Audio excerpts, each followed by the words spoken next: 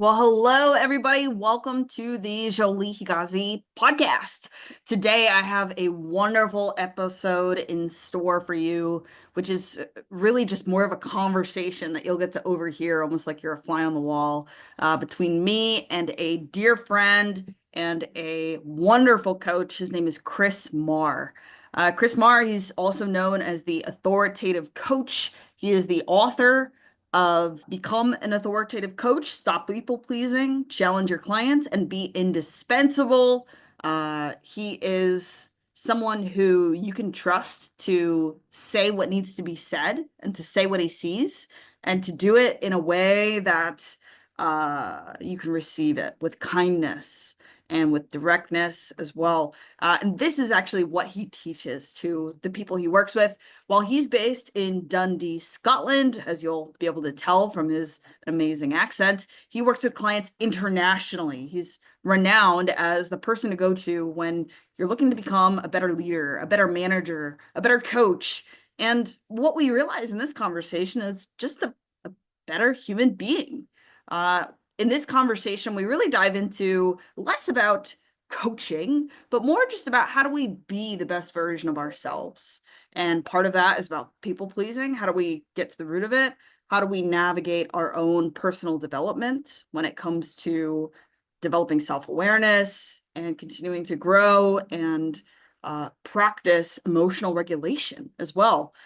This was just a really great conversation where Chris talks about some of his own story, some of his dark times and his dark moments, and how he got through those, and what he now does with his clients to really bring the best out of them as well. He has so much great stuff to share with you all today. This will probably just be the first of many conversations we have together. So please enjoy this conversation with Chris Marr. Dude, I contradict myself all the time. I'm okay with that. Like I just hope that I change my opinion about things, you know? That's a perspective I don't think a lot of people have that I think would be No, really valuable. right. What do you think it is that like people are so afraid of changing their mind? They feel like they have to, it's like their life is built on it and they're Yeah, afraid. because it's like it becomes part of their identity or something like that. Like they can't go back on it. All their friends that they've made are all have that one thing in common with each other. There's a lot of risk. It seems like high stakes to change your opinion on something, perhaps, you know? So they've sort of maybe built their life around that opinion that they have. And therefore it's very difficult to change it, and they just get deeper and deeper into it. But I think the a great example of growth mindset is your ability to change your mind about stuff, to have a more mature opinion about something because you grew, because you learned something new. I think another example of this as well, it's just sort of linked, is this idea of being able to learn from people that you don't like. And I think we see this a lot just now where you see someone online. I won't say it applies across the board, but like you see someone online, you don't like that guy, and therefore everything he says is stupid. Mhm. Whereas you can look at somebody and not like the way they look or they dress or the way they speak or turn up in the world, but everything they say and everything they've done is truly successful and smart. Can I learn from that person too? And you can imagine how if you're not willing to learn from people you don't like, or you're not willing to learn from someone you have judgments about, then you are not going to change your opinion that often either, right? So it's kind of linked. And I think it comes back to that growth mindset idea, being able to be open to perhaps being wrong, or being open to the fact that your opinion needs to change, and that might come from learning from people that you wouldn't normally hang out with or wouldn't normally identify with, or people that you don't like. I think that's part of it, at least. What do you think? I think what you're saying is super relevant, especially in our culture here in the States right now. Uh, Everyone is very divided Hmm. and it's very heated. And it feels like there's no room to change your mind because people are fighting for like core human values. And they just see the other side as against their intrinsic way of looking at life. So there's a really hard time to even have a conversation, never mind learn or admit they're wrong. What would you say to people in those camps that are so heated on something that they're like they can't change? This is, what do you mean? This is what is right. Right. Well, I mean, there's something about can I? So there's I always try and find a gray. What's the gray in all of this? Where's the gray area? Where's the, if we're talking black and white. So my immediate thought is, well, if I'm not willing to change, can I put that to one side and still be curious and listen to others, even though it doesn't matter what they say. Like, imagine I'm absolutely locked in on my opinions and my beliefs, and I feel really strongly about them. Do I project them onto others and debate and fight about it? Or can I be so secure and self-assured in the ideas I have that no matter what you say to me, Jolie, won't disturb me? And I can actually listen to you tell a story or share an experience or share an opinion or an idea that completely rallies against everything that I know and believe and be absolutely okay. Like, and be able to regulate my emotions in that moment and not be affected by it. Can I be an adult here? And like with a mature self-assuredness about it.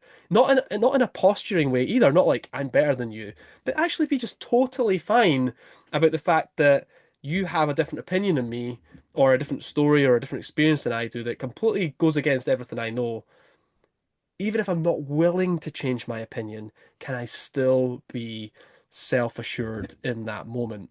Like that whatever you say isn't going to shake me foundationally. Does that make sense what I'm saying? Like I think people are the reason we've got to, why do I feel attacked right now? Well, the reason you feel attacked is not because someone's attacking you, it's because you are like you've got your defenses up. You don't feel self-assured. You feel like you need to fight, you know? And I don't feel like that ever. I don't feel like I need to justify myself to anyone. I don't feel like I need to fight for anything. I'm actually quite happy taking it all in, and I'll decide if what you're saying has somewhere it needs to land with me. Does that make sense? It's like there's a bit of self-control around it all.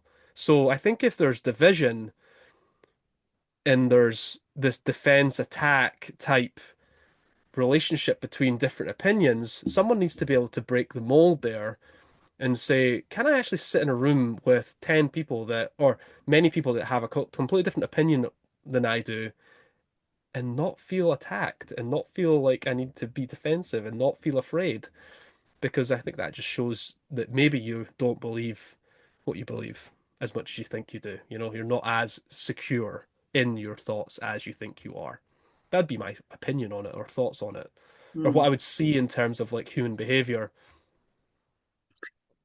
I I totally agree, and I wonder if some of it is uh, maybe not. I'm thinking of some people in my life, particularly, who are very in their, this is right. It's just a human right. And I wonder if it's Mm, not so much about being secure in theirs, but like you said, they don't have the emotional regulation to hold space, yeah. or the fact that somebody sees things differently and they immediately judge to uh disdain or hate or frustration or defensiveness at that other idea Mm, without, like you said, having the space to be curious and even want to be in the same room to hear anything this other person has to say.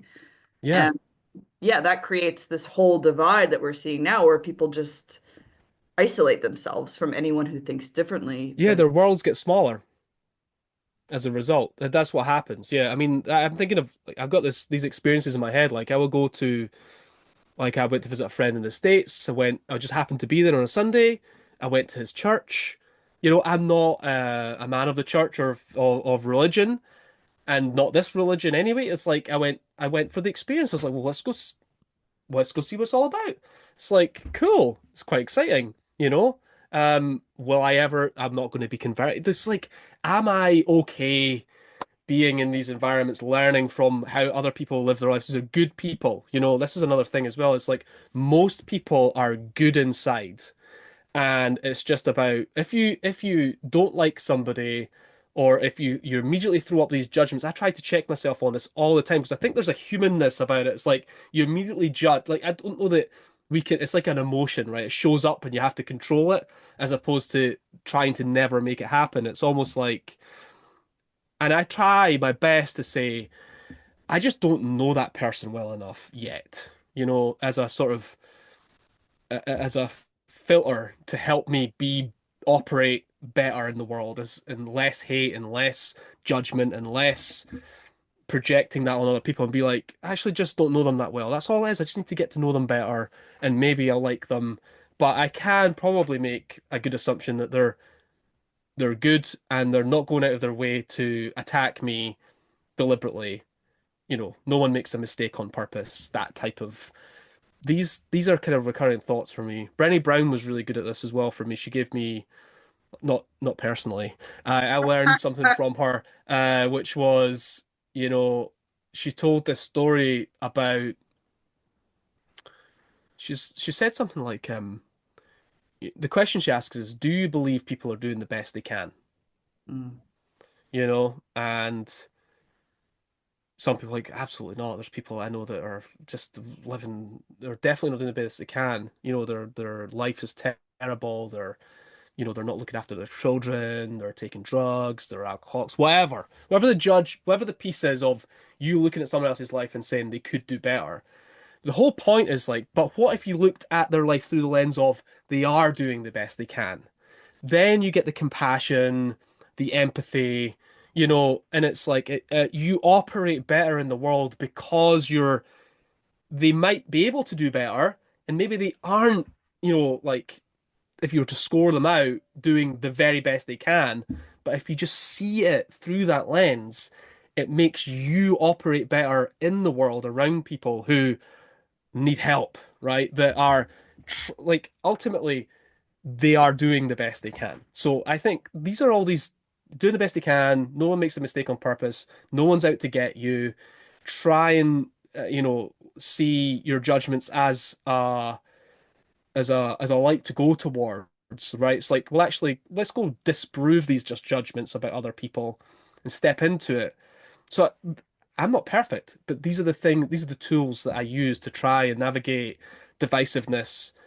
I don't want to be a divisive person. I have this, like, in my head, I've got this picture of like trying to turn debate and argument and stuckness into movement somehow, right? I always want to see if we can we move this on, can we move towards something better, conversationally or relationally. So I don't know, those are some of the tools that I try to use if I'm in a good, like my head's in the right space, the healthy tools. This is why I love talking to you. I feel in some sense like I'm like talking to myself with some of the same perspectives. I think some of the challenge with all that you're saying here is then it removes this person that we can use as the enemy. So if we believe Mm. actually that everyone is doing the best they can, who can we get angry at? Who can we like fight against? Who can we like take our like like our who's the bad guy in this story then? Mm. Yeah. I think people I want something to fight against, right? It gives it a clear meaning. And if you're the saying like, villain. and I believe this as well, right? But if you believe that everyone is generally a good person, right? They're good at heart and they're doing the best they can, then it's like, wait, who's the bad guy? There's a really well, I know I have an answer to this. I don't know if you want it or not, Yeah, but I'd love it. if it's a real question or not. Yeah, yeah. Well, the real answer to that question is the person in the mirror, right? So if you're angry, nobody's making you angry. There's something triggering you from your experiences that you're now projecting into an emotion or a behavior or whatever, right? That's it's coming from inside. So one thing you have to recognize is that it's all a reflection of you, what's going on in you. So if I'm angry, it's because I'm the problem, or something's problematic with the tension in me. If I'm resentful, nobody made me resentful. I have expectations that I haven't communicated, or boundaries that I haven't communicated correctly, or wherever the resentment's coming from. I made a decision at some point that I now realize was a bad decision, and now I resent it. It's like it's not your fault, Jolie. It's me. It's Mm. like it's some like Jocko Willink is a good example of this, right? Willink is a good example of this. I know some people, again, one of those characters where you go, I don't like the army, I don't like these big, white men type of thing, but he has really got some great insights, and one of the insights that he has is extreme ownership. This idea of extreme ownership is like there is nobody to blame. You might feel like there's somebody to blame, but actually it's all on you. It's all on you. It's about looking in the mirror and saying, what's going on in me right now? What do I need to figure out? What do I need to get a handle on? How's this showing up for me? Why am I so triggered right now about this thing? Why am I sad, angry? The other part of this, I think, Jolie, as well, is like our vocabulary around emotions is so incredibly like being it's reductive. Like it's like angry, sad, happy. What, give like there's layers, there's resentment and fury and annoying and frustration, and there's like layers in there. It's like if you could like one of the things that people need to absolutely do is it like enhance their vocabulary around emotion, right? One of the great tools I use with clients is the wheel of emotions, right? Just Google it, just bring it up, and you'll be like, how do you feel about this right now? Angry, right? Let's go a layer deeper. Right, now let's go another layer deeper. It's like, where is the anger? What is it? And like anger, resentment, two different things coming from different places, triggered by different experiences, right? So, anyway, way down a rabbit hole there. But like it's about learning about your own emotions and how they're showing up for you in certain moments and recognizing that if you can own them, that's your gateway into being a better person and being ultimately being happier in your life as well. Can I be happy at home even though the kids don't do what I want them to do? Like, a good example of this with parenting is like, why do the kids never switch the lights off? And it's like, what's that all about? It's like it costs like I know electricity fine costs money, but it's not costing us so much money that the lights all need to be off. Like I need to get angry about the lights being off. Do you see what I'm saying? It's control. And then you're like, well, what am I trying to control? Other people. Why am I trying like let's go into the peel the onion back. And then you just realize it's got zero to do with the kids, zero to do with the lights, and everything to do with whatever is going on inside of you and how that's showing up for you. And it's like spending time understanding, being just I call it like a frequency, like on an old radio, right? It's like dialing in your self-awareness about all like it's getting more and more refined. It's like a it's like a life's work, but the more you can do in there, I think the more you realize that 99 times out of 100, it's just got nothing. It's nothing to do with anybody else, and it's almost always to do with what's going on with you.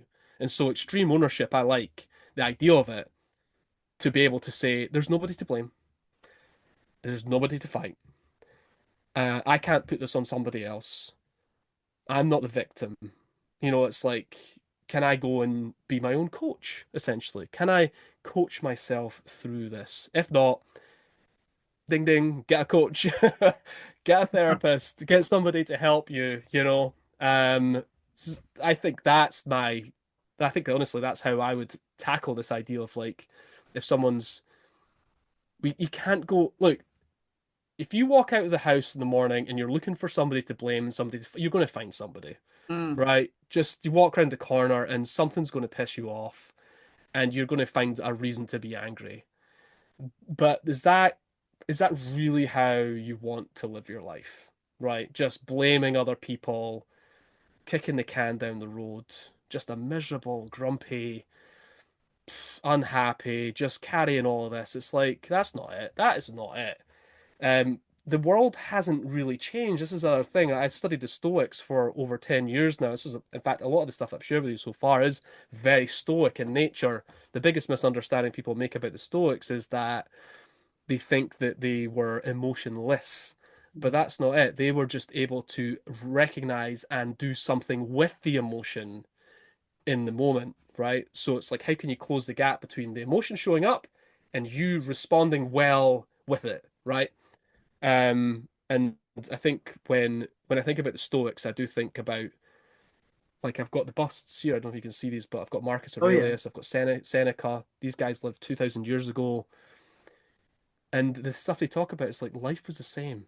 There was sick people, there was alcoholics, there was drug abuse, there was arguably a lot more bad stuff going on, wars, plague. Marcus Aurelius, 7 of his kids died. It's like bad, really bad.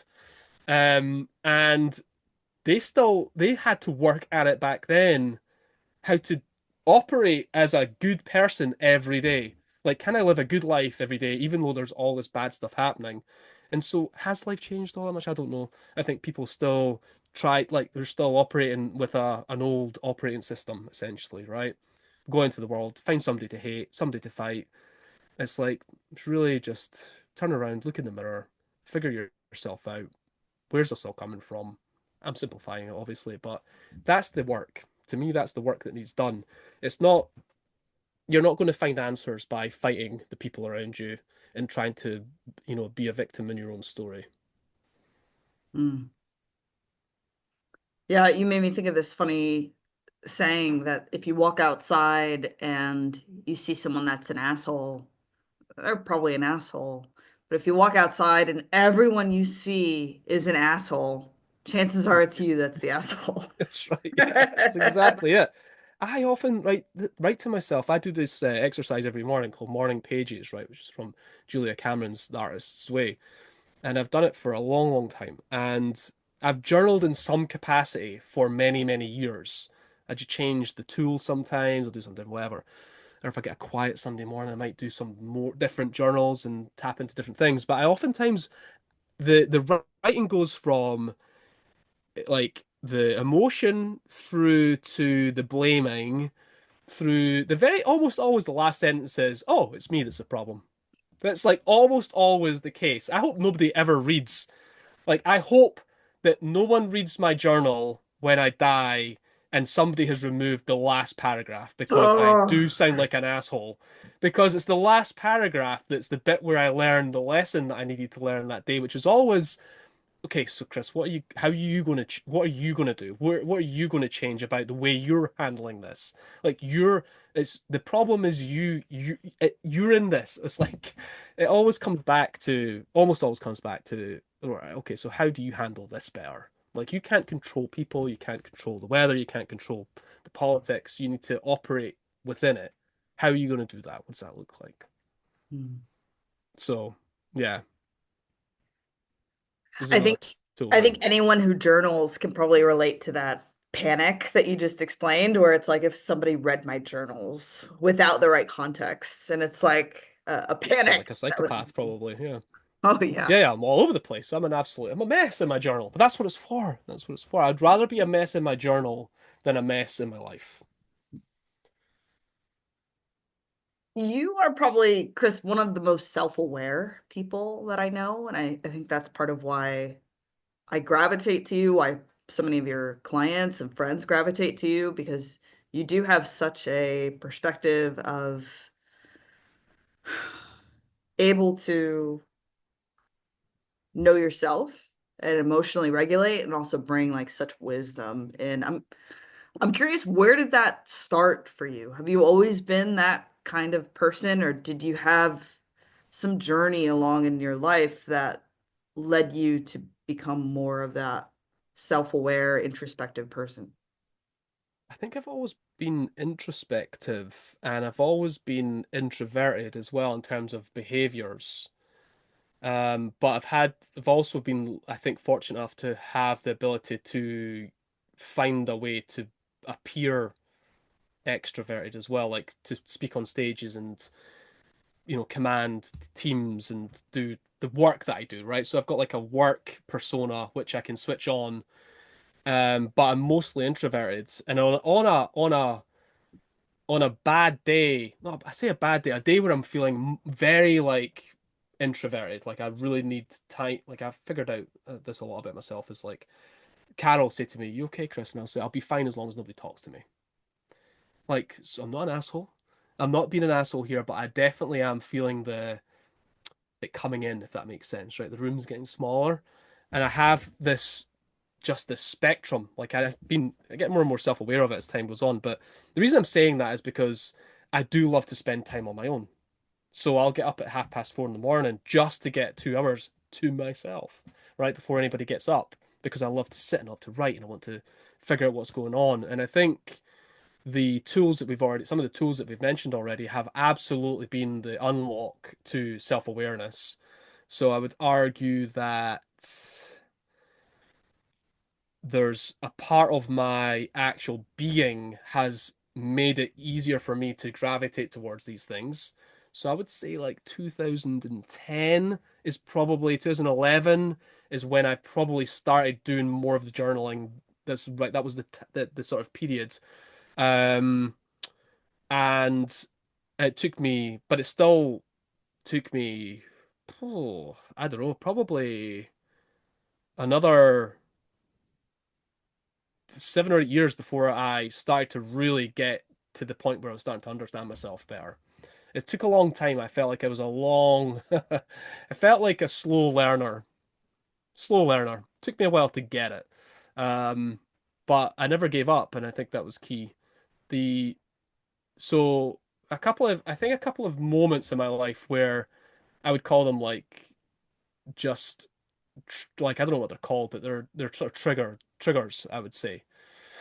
Are I think those were the moments that were like just shook me into thinking like I need to think differently, or I need to make better choices, or I need to do better or something like that. Just there's something else I need to figure out here. So I got caught up in a storm when I was 25. So I'm 43 now, right? So this is almost 20 years ago. When my brother was killed, right? My brother Colin was killed when he was 23 years old. This is 2007. Summer 2007, he was killed. And so I'm 25 years old, but I've always felt, so I'm 43 years old now, but I've always sort of felt younger than my age. I've always looked a bit younger than my age as well, and behaved a little bit younger than my age. And there's definitely something in there for me where I'm a bit naive compared to where I probably should be. And so when I was 25 and my brother died, I didn't know. I was just swept up in the whole thing, right? No idea, like, really what to do or how to manage. I don't know if anybody would, but there was a sort of level of maturity missing for me there. I think I didn't fly off the handle. I just didn't figure it out. I didn't take the time to sort of like, right, this is grief. This is what this is. My gran had died 6 months before that, um, but I was just swept up in it, right? Just a fog. So there was that moment. So this is 2007. And then my first marriage was a disaster and I got divorced. It didn't last a year. So, and that was many years later. So and even by then I had felt like I was still making like that was a significantly big, like me saying like I made some bad choices here and I don't know how I got here.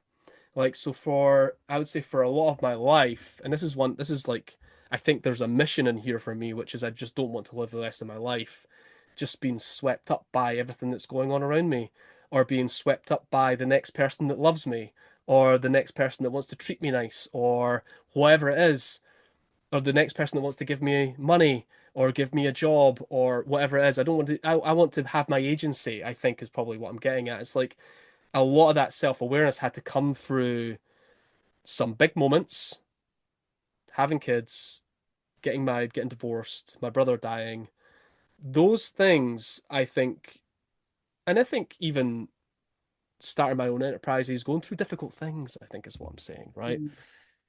You can get swept up in all of it and never really learn anything. And I think I sort of at some point I think the point I made a decision was probably quite late, a lot later than I think, probably about 2016 or something like that, 2015. I think that's when I realized that I really need to go to work on myself properly. And that was, I think that year was the year that I journaled every single day from that point forward, pretty much. So it's probably 10 years ago, a little later than I first thought there. I'm just thinking back because my business wasn't working very well. I was getting married, but obviously, I think deep inside of me, I knew that wasn't going to work out. And then, I was still trying to figure out how to deal with my brother's death and stuff like that. There's just a whole story to that, too. It's still an ongoing thing 20 years later. And I think at that point, that was when I needed to figure out who is Chris. And I was asking a lot of big questions, even in my working profession, like, what is it that I want? What kind of life do I want to live? Um, what am I good at? Like, what am I supposed to do around here? Um, and that's when I discovered the Stoics. Like, I can't not mention the Stoic philosophy because it's been so significant in, like, I literally journaled every day in my Stoic journals for years at length. I read the books multiple times. It became a part of my life. And that really helped me to like peel back the layers on what was going on inside of me and learning how to just navigate the anger, navigate resentment, navigate guilt, navigate the future whilst not holding on to the past.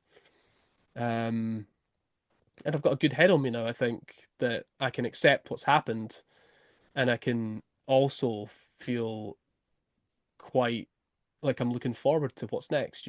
Like, so I'm quite future orientated now instead of past. So, I think all those things are kind of in the melting pot of like, how do you become more self-aware? It's like, you have to like work on it. Like, it's a job. It's like, it needs work. It doesn't sort of just happen. And there's been so many books and so much journaling and so much writing and so much therapy and so many difficult moments and bad decisions and so many feelings and difficult conversations and bad choices and all of that is kind of like all in the melting pot of 43-year-old Chris Marr.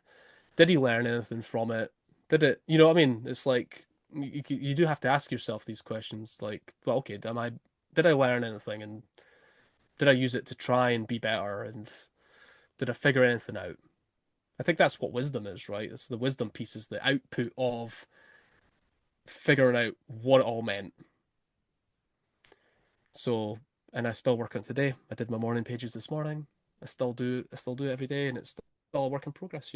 So this conversation is part of the work as well. Does that feel like not very concise answers on these ones, I'm afraid. No, it's beautiful. When people see you or when they see people today that are very regulated and have agency and have a future-oriented mindset and curiosity and openness, like we're talking about, I think there can sometimes be an assumption to just say, that's just who he's always been. Oh, So yes. when you paint that picture, that's no, it hasn't always been this way. And often it took things getting really bad for Really things bad, to yeah. change. And it sounds like the mix of the divorce and your brother dying and just life in general at that point, it was just the right amount of pain and stimulus to prompt you to say, I need to do something different. Yeah, I honestly wish I'd done something different sooner. Right, I wish somebody had said to me, as soon as, not as, maybe not as soon as, but like when my brother died, I wish that someone said to me, you should go to therapy. Like I wish someone just said, like, this is part of the process. So you have a close family member dies, this is what we do. We go we go and we speak to somebody about it and they figure it out. You know, like I wish somebody had, nobody did that. And I'm talking like almost 20 years ago, therapy and help like that wasn't really in the recent past, still wasn't really, and it still isn't today, I don't think. It was like, I'm not saying that it was stigmatized then, it certainly was, but what I mean is it just wasn't a normal course of help. And it absolutely should be. You know, it's like people need help in moments like this. Like, and I love my parents and I love my family, but nobody, no, not, they were not the right help either. They can't help me. And why? Because they need help for their own grief and they can't help me in mine. And I'm saying, Cat, maybe there's a, you know, there's maybe some flexibility in there, but generally speaking, not suitable to help me through mine whilst they're going through theirs. And so I think that was a big miss. Like, I don't, there's no regret or anything like that. I just know that if today somebody in my life was that was going through a similar experience, I would absolutely be talking to them about how to process that in a way that is healthy for them.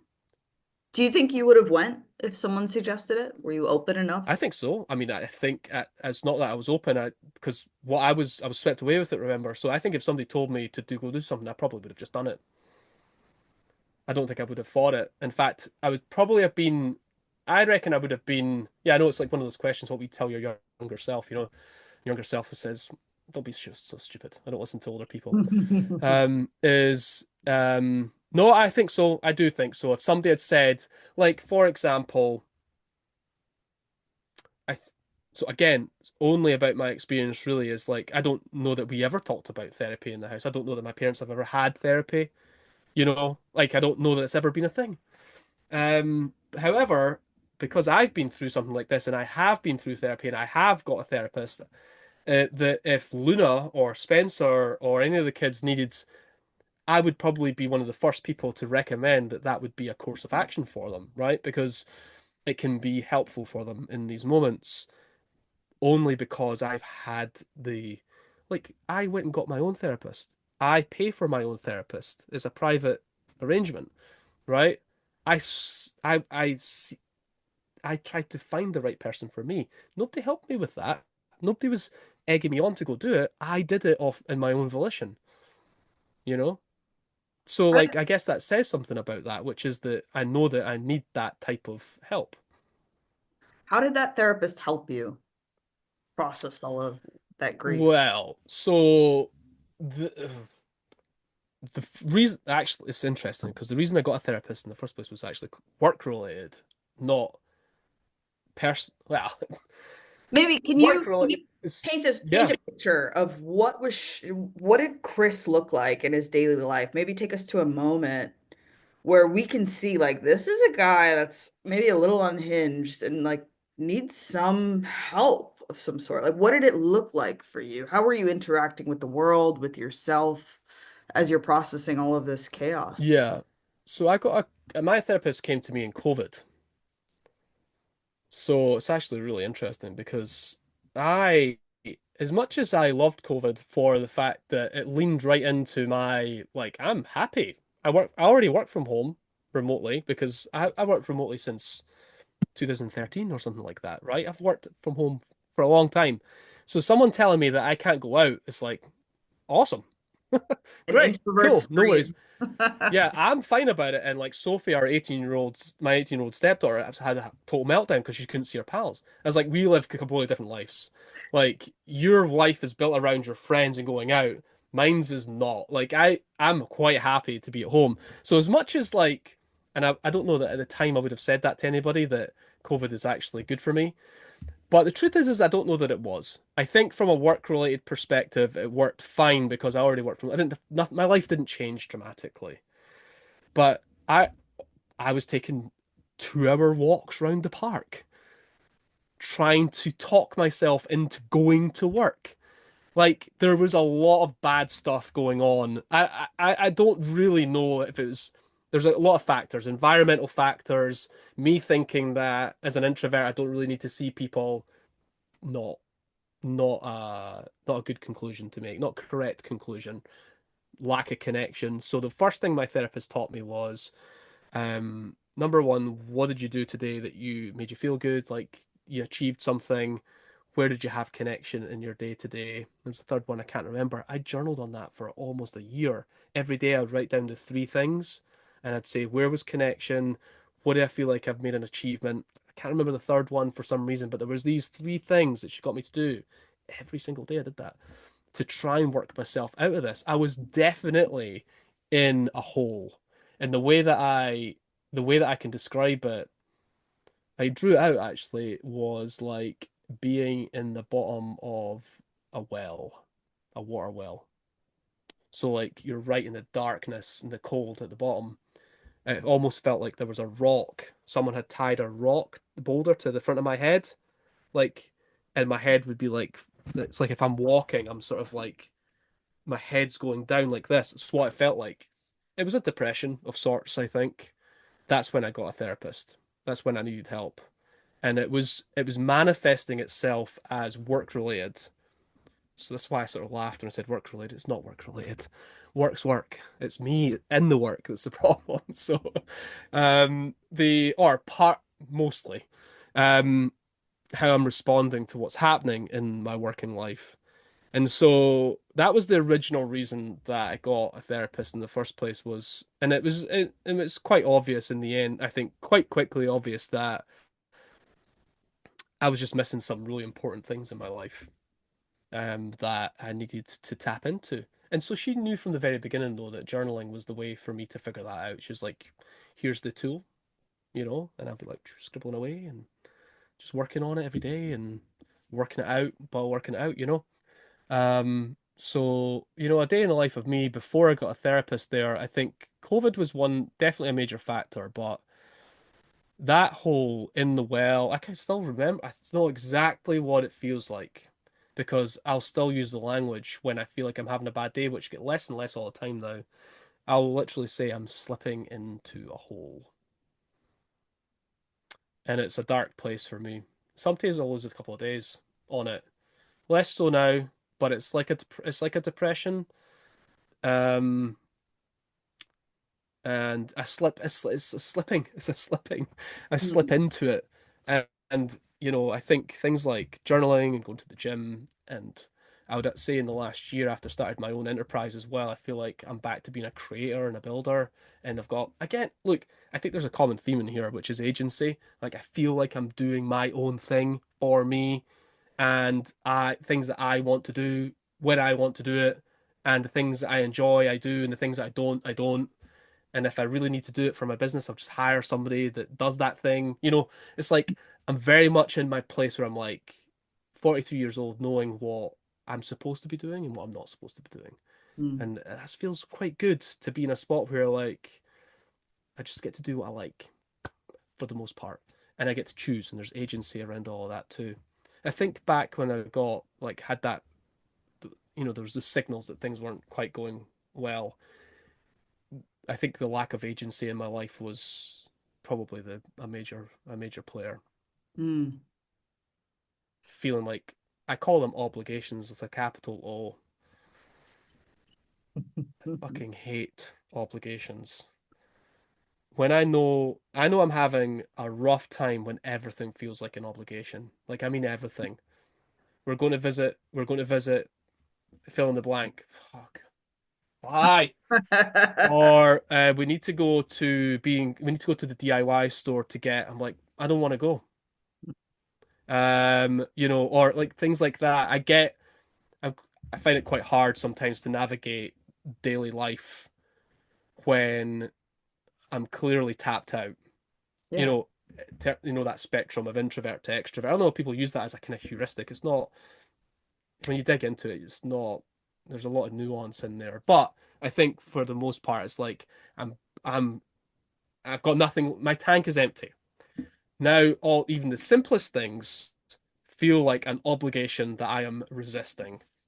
That's a signal to me that I need time on my own. I need to go into my cabin and just write and read a book and listen to music, play my guitar, like do the things that allow me to be me. Um, One of the things I figured out about myself is that I'm a being person, and it's my therapist gave me this language. I find it quite helpful.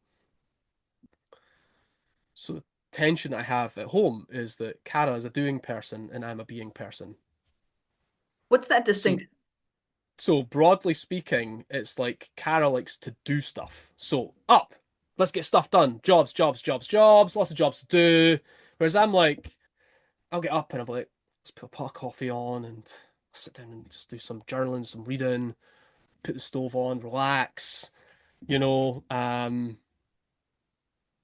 have a long lunch, watch a lecture.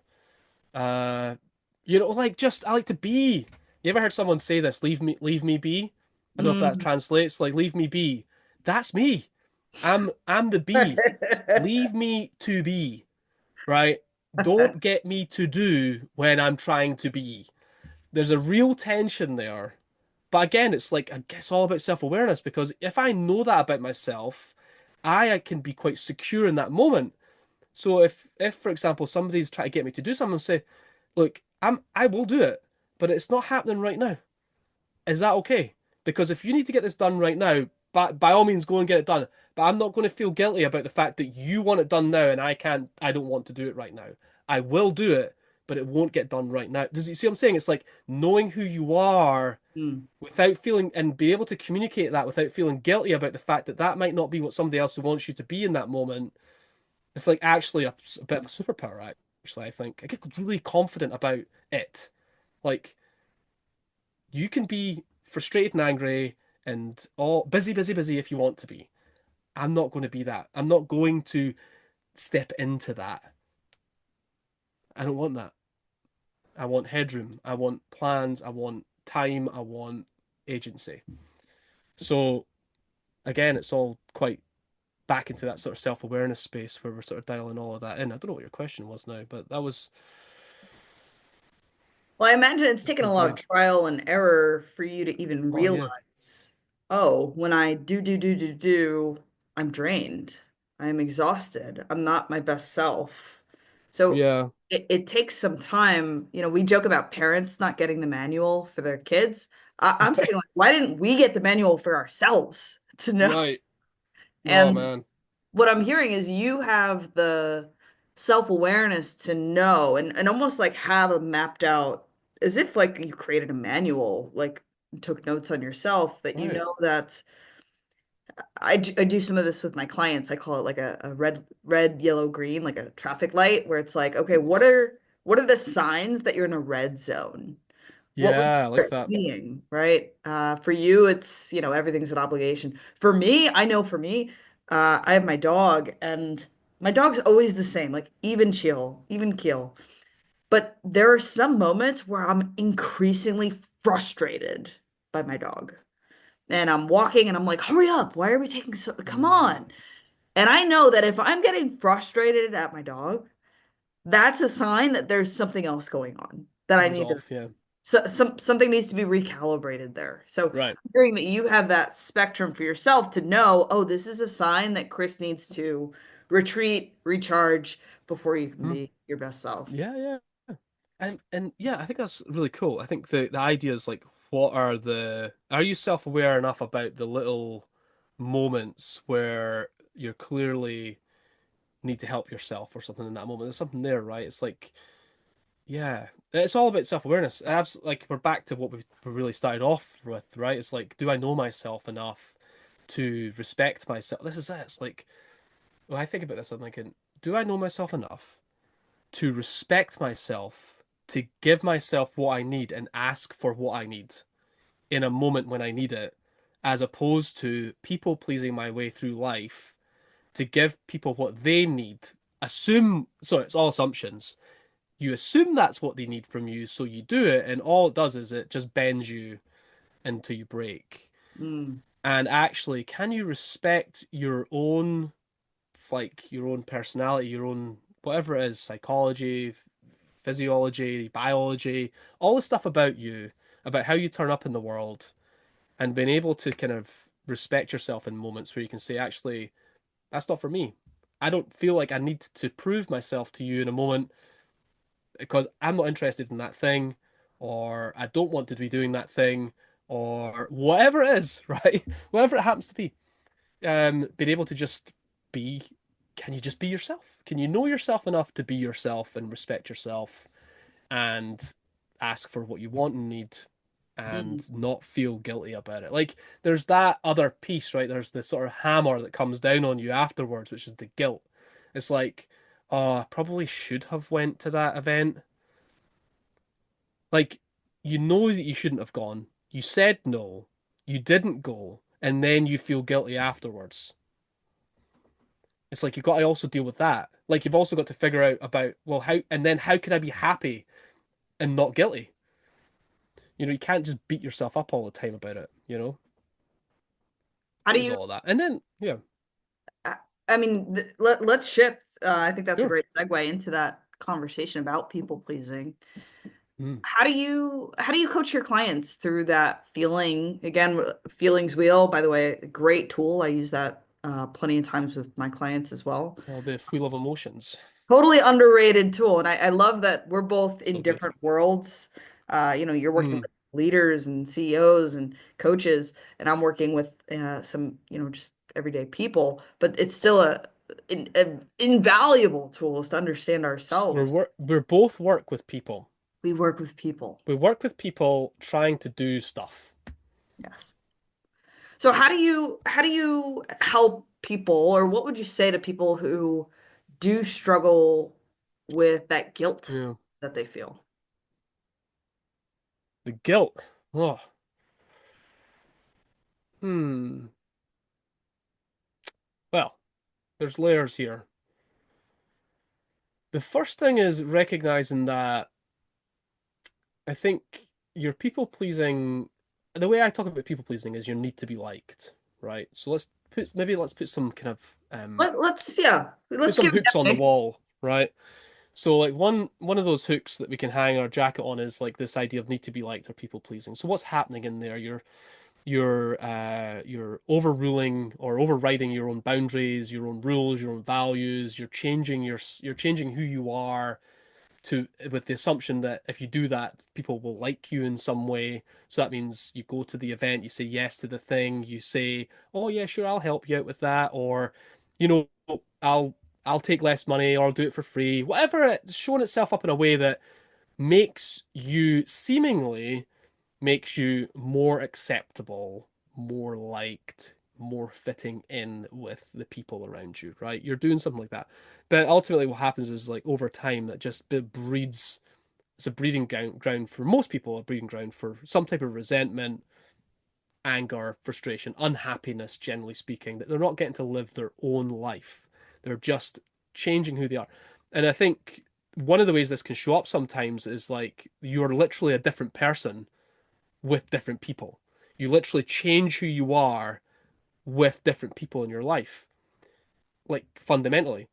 And nobody really then, like, you've got to look at the other side of the perception here. Is I'm not saying this is true for everybody, but here's the sort of extreme version of it. It's like nobody trusts you, nobody respects you. Everybody sees you as a bit of a wet bag, a walkover. You know, there's no respect, no, like, just friendly respect. I'm not talking about respect in a professional sense, just like, and that's a reality where it can get to. So that's kind of like bottom of the spectrum, right? This idea of need to be like people pleasing, how it shows up. What's interesting about my work with in a professional setting is a lot of people don't know how people pleasing is actually manifesting itself in their lives. Mhm. So some people might say, I'm not a people pleaser. And then, I start working with them, and they're like, God, I never realized that it was showing up in my calendar. I didn't realize it was showing up in the way that I didn't realize I was afraid to put my fees up for my services. I didn't realize that. And it's like, that's your people pleasing. You're not doing what you fundamentally know is the right thing to do, and that you need it to live a good life and build a business and build a life and get a paycheck and feed your family and not pay your bills. You're not doing it because you're afraid that you're going to annoy someone, you're going to risk a relationship, you're going to piss people off, Somebody might not like you, is what we're getting at, right? They might not like me if I ask for more money. They might not like me if, right? And so you don't do these things. You dim you I just call it like you're dialing yourself down, right? One of the things I've learned about myself, for example, is that I can be too much for people.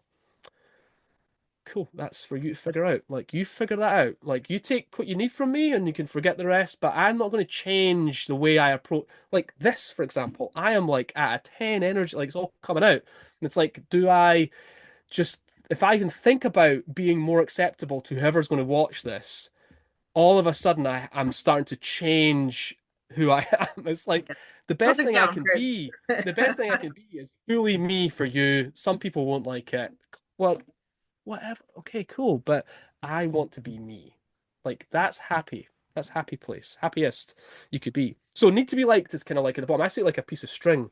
Or elastic band. I don't have one here, but this idea that your need to be liked is at the bottom of one end of the elastic band, and your yeah. So if you stretch that lengthways like this, your need to be liked is at the bottom here, people pleasing, and self respect is at the top. So Mm. if you increase your self respect, your need to be liked should decrease, right? This idea. So they're sort of linked with each other. In other words, as your self respect and self assuredness increases, your need to be liked will decrease. So the way that I try, like, I'm trying to go through this idea of guilt. That idea of not Perfect. feeling guilty is knowing that you were in your within your integrity when you did that thing or said that thing or made that decision. Right? So can I come back to my own core values, my own operating system, the life I want to live, the vision I have for me? The reason I said no to that party is because, and I'm totally good with that. Like that just fits directly in with my core values. And that's who I am. And it's sort of, we're back to sort of, so figure, what I find is that if you're people pleasing, you're essentially working against yourself, right? You're overruling your own respect for yourself, your own values.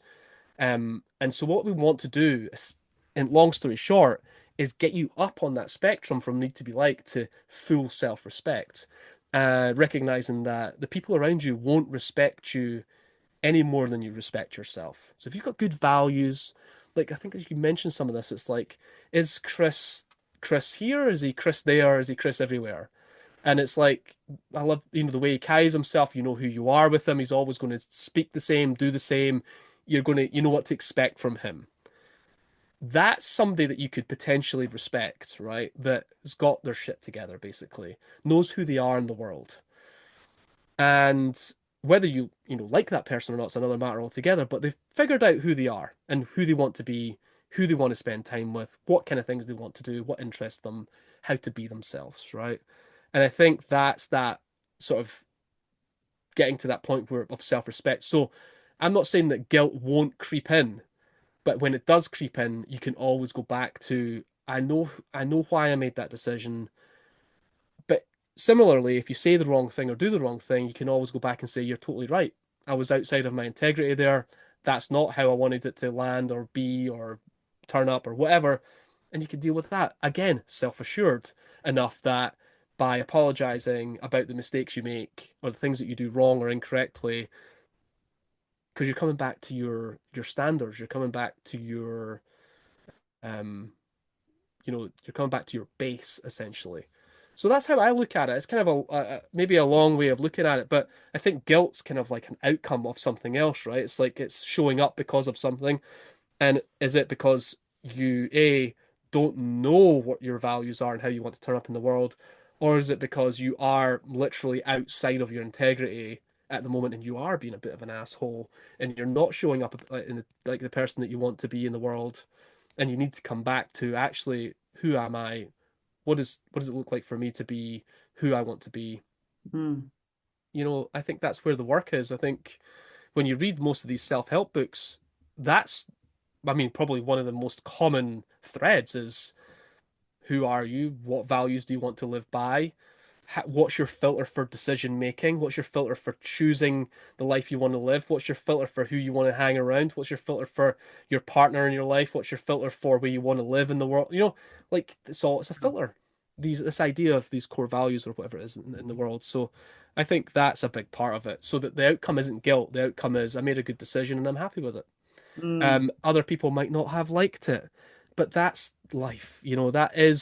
That's on them to figure out how to deal with that, I find. And again, I'm not don't want to be misinterpreted here as like I don't give a shit about other people and what they think. It's just worrying less about it. I care about other people, but I worry less about what they think about it, about the thing that I'm doing, whatever that might be. It's mm. like you can care, but you don't have to worry about it. It's like you're projecting. Michael Gervais, he runs the Finding Mastery podcast. He wrote a book called The First Rule of Mastery, and the subtitle is The First Rule of Mastery is stop worrying about what other people think. And he calls it the fear of other people's opinions, FOPO instead of FOMO. And I thought that's really cool because it's that you live life, you literally make decisions and you change your life based on the fear you have of what other people will think of you when you do it. And I mean, when you just lay it out in such a sort of simple way, you realize that's no way to live a life.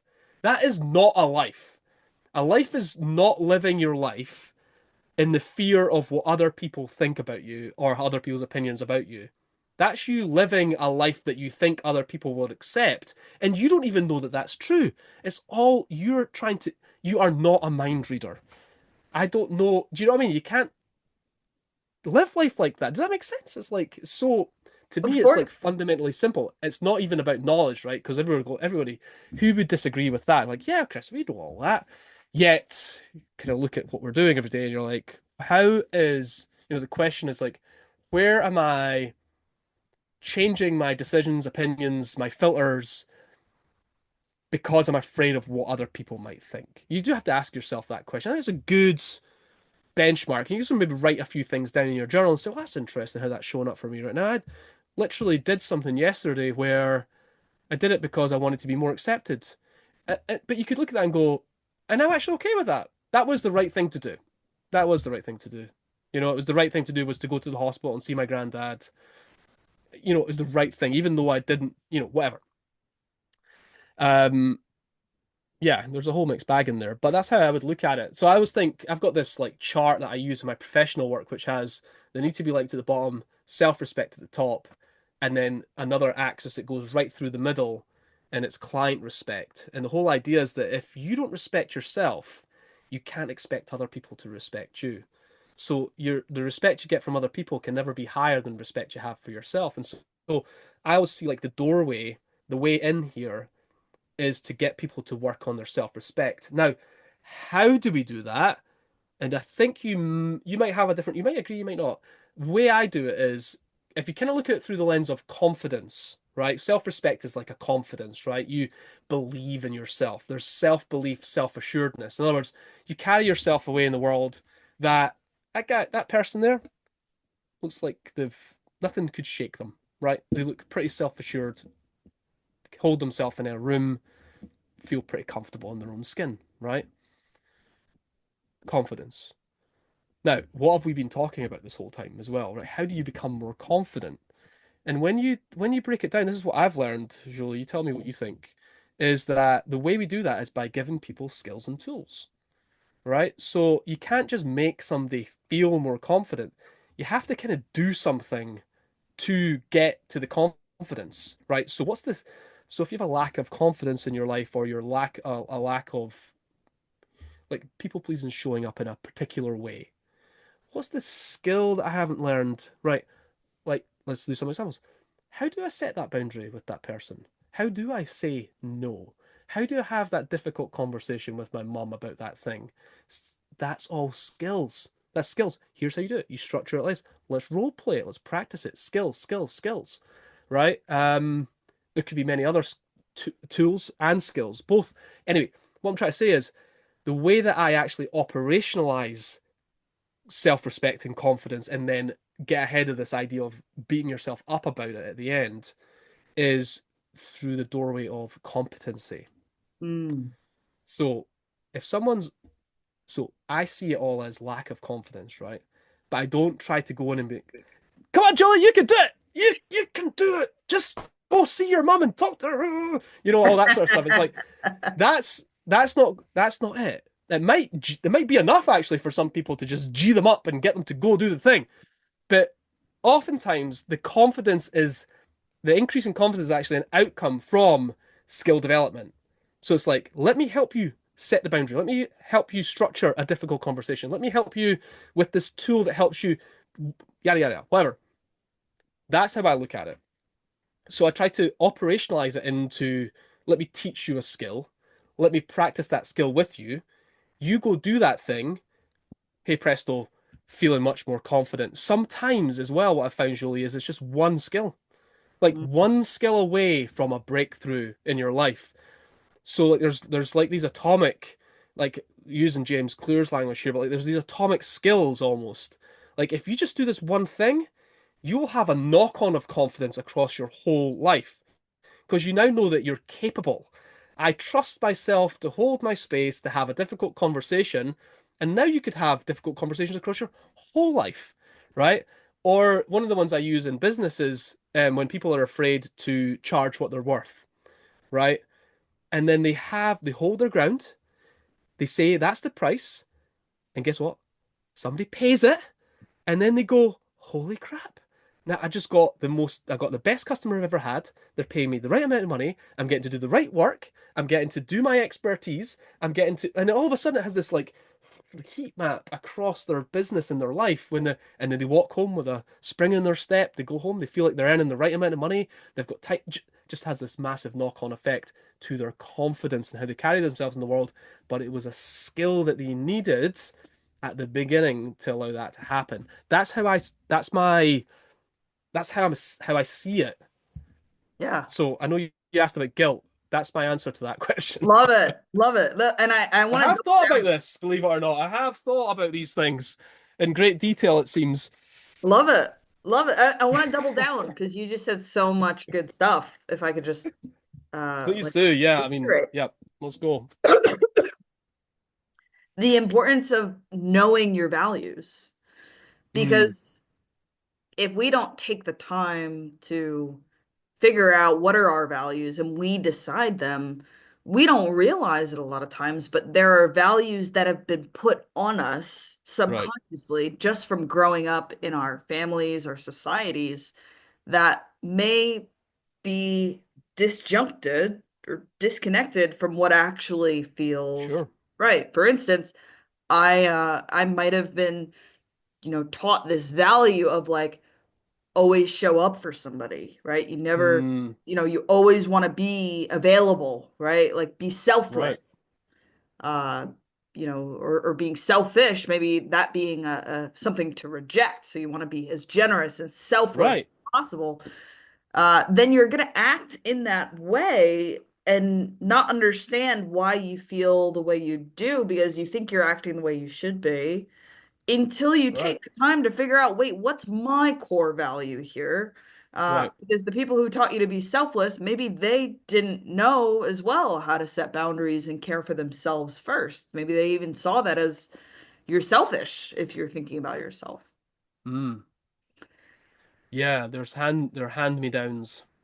Hand me down. Yeah, and they've been handed down from somebody that never did the work probably as well. I mean, you can almost I'm not trying to judge other people, but ultimately they probably didn't figure that out for themselves either. So it's kind of hand me down, hand me down, hand me down. Oh, there's so much agency in this. Like, I'm getting quite excited talking about this because you can just break the mold by sitting down and doing. Honestly, if you Googled personal value exercise, you would find millions of hits probably. Pick one and do it. Like, this is one of the things I think about a lot in my work, Jolie. I think a lot of people, I don't know that they expect it, but there's a sort of expectation that I'm going to give you the tool that you need to use. I'm like, I don't give a shit what tool you use. As long as you do the exercise. You know what I mean? It's like, I'm not going to give you the trademark Chris Marr exercise tool to use. What you need to do is find the one that you like and do it. Like, I don't care which one it is. In this case, one of those cases is like, this has been done to death. Like, it's stripped apart and put back together again. Do a values exercise. Figure out who you are. Like, if you can do that, that could untether you from the sort of generational expectations that have been put on you from your parents or grandparents or wherever, or whoever. It doesn't even have to be your parents. It could be an institution, for example, that's done it to you as well. A religious institution. It could be a school, for example, as well. Um, so yeah, I think it's good, but even then, it's like so. I think there's something really interesting about figuring out who you even are inside of that organizational value system, for example. You might still want to be a part of it, but where's my agency in it, right? I think that can come from these exercises. That's why I think they're so important to do. So And it's funny important. you're mentioning this because I'm reflecting on this right now, and that I actually haven't done this exercise for quite some time. But I know exactly where to look. I know exactly which journal it's in, and I'm going to go ahead and get it after this call because I want to go back and look at it. Yeah. They form the compass, right, for our Right. lives. Compass is great. So Right. adding on to the guilt side of things, what I find a lot is that that guilt is something that's, again, been a hand-me-down. It's been passed down that you should feel guilty if you say no, that you don't want to go to that party when they want you to go to the party. You should feel guilty. It's Right. almost like that's a feeling and a Yeah. It's a mechanism bad that's thing, been ingrained. Yeah. like a So punishment. exactly. So Right. it's going to take some work to unpeel and realize I might be feeling guilt when I finally am not people pleasing anymore. And that guilt does not necessarily mean that something's wrong.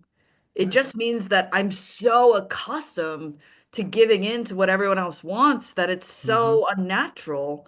And my body is just, it doesn't know how to regulate these new feelings of agency. And but if you know Yeah. that ahead of time, that, hey, guilt might come up, and that as long as you're acting, Yes. you got your value sheet, you acted within those values, then you Yep. can sit with that guilt and let it pass through you and regulate through it. And then it doesn't affect you as much over time. Right. It's a work. You got to work it. It's the But work. you're highlighting something really important, which I think is good to shine a light on, which is the tool and the skill. It's still we're still talking about exactly the same thing, which is like how to work yourself out of feeling guilty is to have a tool and the skills, right? It's like you got to work, you got to know which tool and which skill to deploy in that particular area, for example, right? I had this flash of a story where I had an ex-girlfriend, obviously an ex-girlfriend since I'm married now. It's the way back, I don't even know, this was like 20 years ago, maybe longer. And she was going on holiday with her parents and her family. And at the very last minute, I said, I don't want to go actually. And honestly, even looking back, I just couldn't think of anything worse, honestly. It was like so painful for me. But so a couple of things were going on for me. Why did I leave? It pissed everyone off that I did it last minute. But I knew the whole time I didn't want to go, right? So I was people pleasing all the way to the end. And because I people pleased for so long, I actually pissed everybody off. If I just told them at the beginning, there's just no way I'm going, like, I'm not going. There's just not, it's not happening. It would have probably been, maybe it still wouldn't have been great, but at least it wouldn't have left it to the last minute. See how people pleasing can kind of have this, like, this gray area, right? It's like it's showing up in different ways where actually the right thing to do would have been to just accept who I am, know that I actually definitely don't want to go, be absolutely cool about making a fucking decision for myself for once, and I should just say, you guys have a great time. I know you will. I'm going to stay at home. I'm going to do extra. I'm going to, whatever. I'm just not going. And I'll see you when you get back. Cool. It's just like you know what a lot of people say as well. Like it's a really good example is when you're sitting around the dinner table at home, right? Let's say you're on a diet, you're on some type of diet regimen, right? You're eating a very specific food for a specific reason, but you don't feel like you can ask for a different meal at the table because everybody else is eating the same meal. Mm. But when you go to a restaurant, everybody orders a different meal. Like, what's the big deal? Do you see? It's like we have these sort of like unwritten expectations and rules around things that stop people. Like this is one of the things I teach Luna. She's 6 years old. She's a strong, independent woman already. But I say to her all the times, like, Luna, what I need you to do right now is ask me for exactly what you want. What is it that you want right now in this moment? What do you need from me? Like, I don't care how you word it, how you say it. Just lift your chin up. Tell me, what do you need right now? Right? Because I want her to know that you have to be able to ask for what you, it doesn't mean you'll get it all the time, of course, but you need to be able to ask the world for what you want, you know? Um, and all that to say, these it's great looking back because you can see exactly where all those people pleasing tendencies were showing up and how because I wasn't, and this is sort of an inverse relationship with it, right, by the way, because if I wasn't a people pleaser, it wouldn't have been as bad, which is quite funny to look at, right? Because in a lot of cases I've made things worse through people pleasing, actually just annoyed people.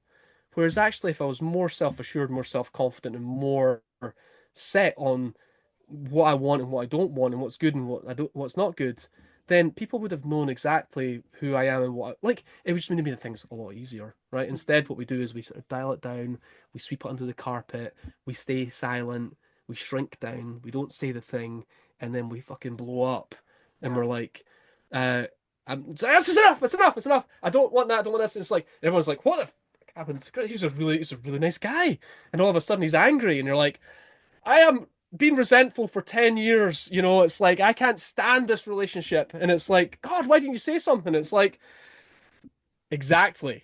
Why didn't you tell me sooner? And it's like, because I'm a people pleaser. And that has ruined both my life and yours as well. I think there's also another person in this. Like you're describing the person who knows what they feel, knows what they want. It's clear, and then they do something else. So it's very clear that there's a disconnect between what they want and what they feel, Sure. what they actually end up saying or doing or going along with. Mm, What I find, and I'm curious if you go through this with your clients as well, I find that a lot of people are so accustomed to people pleasing being their norm that they don't even have enough internal space to mm, know what they really want and what they right. so they don't actually realize that they are people pleasing in the moment because it's just been so habitual and so just Right. obligatory that what do you mean? That's just what I do. It doesn't matter. Agreed.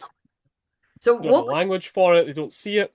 Right. would you say to those people who don't even have Yeah. a good, clear idea that they are people pleasing, maybe until Sure. you blow up later on? I do feel like we've covered this it's sort of like in a long form way, which is everything we've said is the stuff you need to do. So if you've got a sense that maybe this is like you've some of the stuff that we've talked about, for example, today is like throwing up some strong feelings for you, there's a good chance that you need to do some of the things that we've talked about, everything we've talked about today to help you understand what it is and why it's showing up for you. Um, this is a hard one, I think, because you can't make someone see something that they can't see. So this is the question that threw up for me, which is how do we make it more obvious? Right? How do we make the problem obvious? And I think that's actually a job of the professional. Like, so I see myself as a professional. I work in professional services to help people in professional services figure this stuff out for themselves so they can speak up in meetings, so they can ask their boss for a raise, so they can do their best work, feel confident at work, go home, feel fulfilled, like, and feel confident and self-assured in everything that they do, right? That's what I do. Um, but it's very difficult for somebody to know what's wrong if they don't know what people pleasing is or how it's manifesting itself, for example, in this case. Or so what I have to do as a professional is like, how do I help people? How do I help make the problem more obvious? Right? I think that's I feel like that's my responsibility. If I want to have the impact on the world that I want to have on through my work, through the people I want to work with, to have more confident, self-assured people who can ask for what they want, I have to be able to help them see why that's not true for them. right? So one way that I do that is I have an assessment that they can do, right? It's totally free assessment. You go through it and it shines a light on the areas that where people pleasing is showing up for you in your work, right? It's a very simple thing. But but to say that out loud, it's like there's a ton of assessments online that'll help you with this sort of stuff. I'm not saying they're all accurate, I'm not saying they're all great, but I think they all have a use case in certain circumstances. The right assessment at the right time will throw up perhaps an area that needs your attention. And that's okay. It might not be an assessment you'll go back to time and time again. Point being, it's a so is there enough self-awareness that maybe there's something for me to work on and that you have the motivation or the drive to go figure out what it is. Mm. And that could be something that might make the problem more obvious to you so you can put a name on it, a feeling on it, and then get a tool and a skill to work on it. Like there is a process there. And once you maybe crack that, that self-awareness maybe opens up a bit more to you. You have like so you I think number one is you just generally have to be open to learning about stuff. It's growth mindset stuff that we talked about before. My dad took me to my first personal development course when I was 14 years old. Like there's no question that that's a seed that got planted with me. So like the whole idea of like the doorway being if I've got a problem, I can figure it out. If I've got a problem, I can read a book and learn about it. I've got a problem or a challenge, I can do a course and learn about it and figure it out. That's absolutely ingrained in me. So if I was to say like don't take that for granted, in other words, there's people that maybe don't think that way. I think what I've just outlined there, those steps are, I think what is is part of that journey towards realizing that you can help yourself and you Mm. can work on yourself. You just have to take the first step, which is honestly just finding a place to start that work on yourself and knowing that you've got the autonomy and the agency to do that work. Nobody needs to give you permission to do it. You can just step into it and get started. Are there any books or resources that you would really recommend for someone who's maybe just starting in this Mm. journey of self-awareness and agency and Oh boy. Well, yes, I have 100% books. Yes. It would depend a little on if it was a professional setting or less of a professional setting. let's go with personal. Um, yeah, if Well, it's let's give personal, both.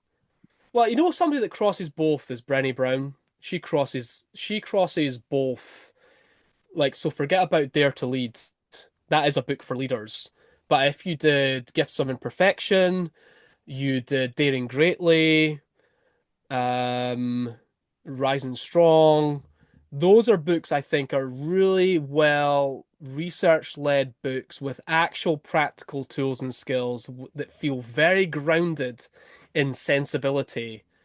That for someone like me who thinks more logically and systematic, like in a more logic system based thing, I think that those are good books for that.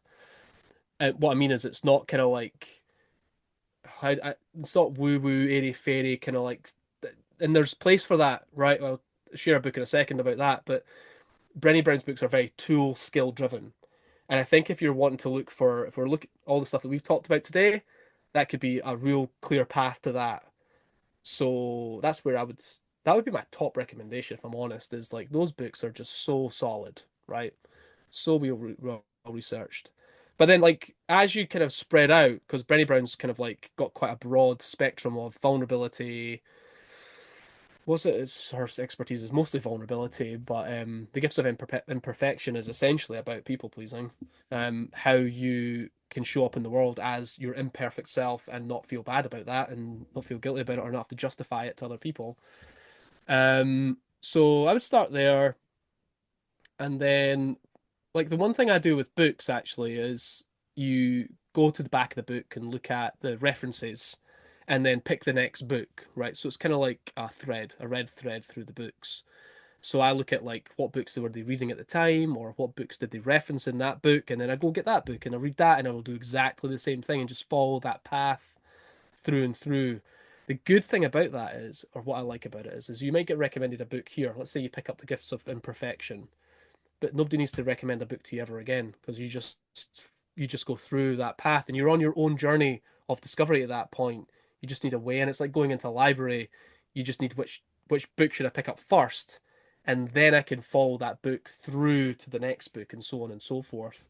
I like recommendations from people, but I come again back to agency. I don't know how many times we've mentioned that today. There's something about me knowing that I'm getting the right book for me right now. Like if you recommended me a book, surely I would absolutely pick it up. Um, but I'm not sure if I'd read it right now. It might sit on my shelf for a while because I'm maybe on my own path. So what book strikes me right now? It's funny. I'm just telling you what's showing up for me is The Untethered Soul by Michael Singer. Ooh, Now, it it's a good one. is a good one. It's a deep one. You got to be prepped for that one. Well, you don't have to be prepped, but you do have to be prepared that maybe you won't get it the first time you read it. You might give that book, I think you could easily give that book a 2 out of 5 on your first read. But then if you read it again, I am almost certain that you'll be like, oh, now I get it. I totally get it. It's like, this is amazing. Um, oh, it's so good. So The Untethered Soul by Michael Singer would be the other book that I would recommend. That's just like literally just showing up for me. I've thought about it throughout this conversation. For some reason, it's just there. Um, yeah, I think those are the my main recommendations right now, I would say. I would double down. I think those are both great. Uh, if What would anyone you is recommend? interested in Brene Brown, she has a wonderful series on Netflix. Not a Right. series, but It's a lecture. a lecture. And it's quite Right. funny. I often refer to it as a comedy talk. Right, Is it's like a stand-up, like special. Yeah. it's quite funny and it's great about courage, vulnerability, Right. emotions. She also has a great That's book about emotions, Atlas the of the Atlas of the Heart. Yeah, I was just about to say that. It's a great sort of like more in-depth version of the Wheel of Emotions, right? Yes. Yeah, the Yes. vocabulary around emotions. I think I just want to just like lock that in on this episode. It's like one of the best things you could do is widen your vocabulary around emotions. Like just simple things like what's the difference between envy and jealousy? Do you even know how to define those things and what they mean and how they show up differently? Do you know what I mean? It's like I'm not going to lecture anybody on the differences, but it's like you've got to ask yourself these questions. Are you using the right word to describe the right set of feelings around the right circumstance? Yes. Right? And I I totally agree. When you see the definition, it can actually help you understand what you're feeling better. Uh, That's what for you got to instance, put words to it. Right. yeah, the word frustrated, right? It means there's something that's in the way between you and a goal that's frustrating and hindering your progress. Mm-hmm. So when I have someone saying, "Oh, I'm frustrated," I say, "Okay, what is the goal that you had, and what is the hindrance Mm-hmm. that's in your way?" And then they get more clarity of like, "No, I'm just frustrated at him being him." Well, what is it that him acting in this way is preventing you from achieving? And then we can kind Right. of unpack it and unpeel a little deeper. Exactly. It's how understanding what the feeling means, why it shows up, and then being able to then, for you as a counselor, a facilitator, is being able to know what question to ask that highlights, that shines a light on the part that matters the most. Exactly. So like a throwaway question there would be someone says they're frustrated, and you say, well, what do you mean by that? Now, to ask a question like that, you have to assume they know what it means, why it's showing up, and why they feel that way. But if you say, oh, so what is it you're trying to achieve?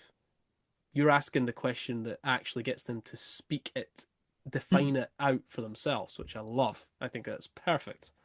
No, But you wouldn't know to ask that question if you didn't know what frustration actually is.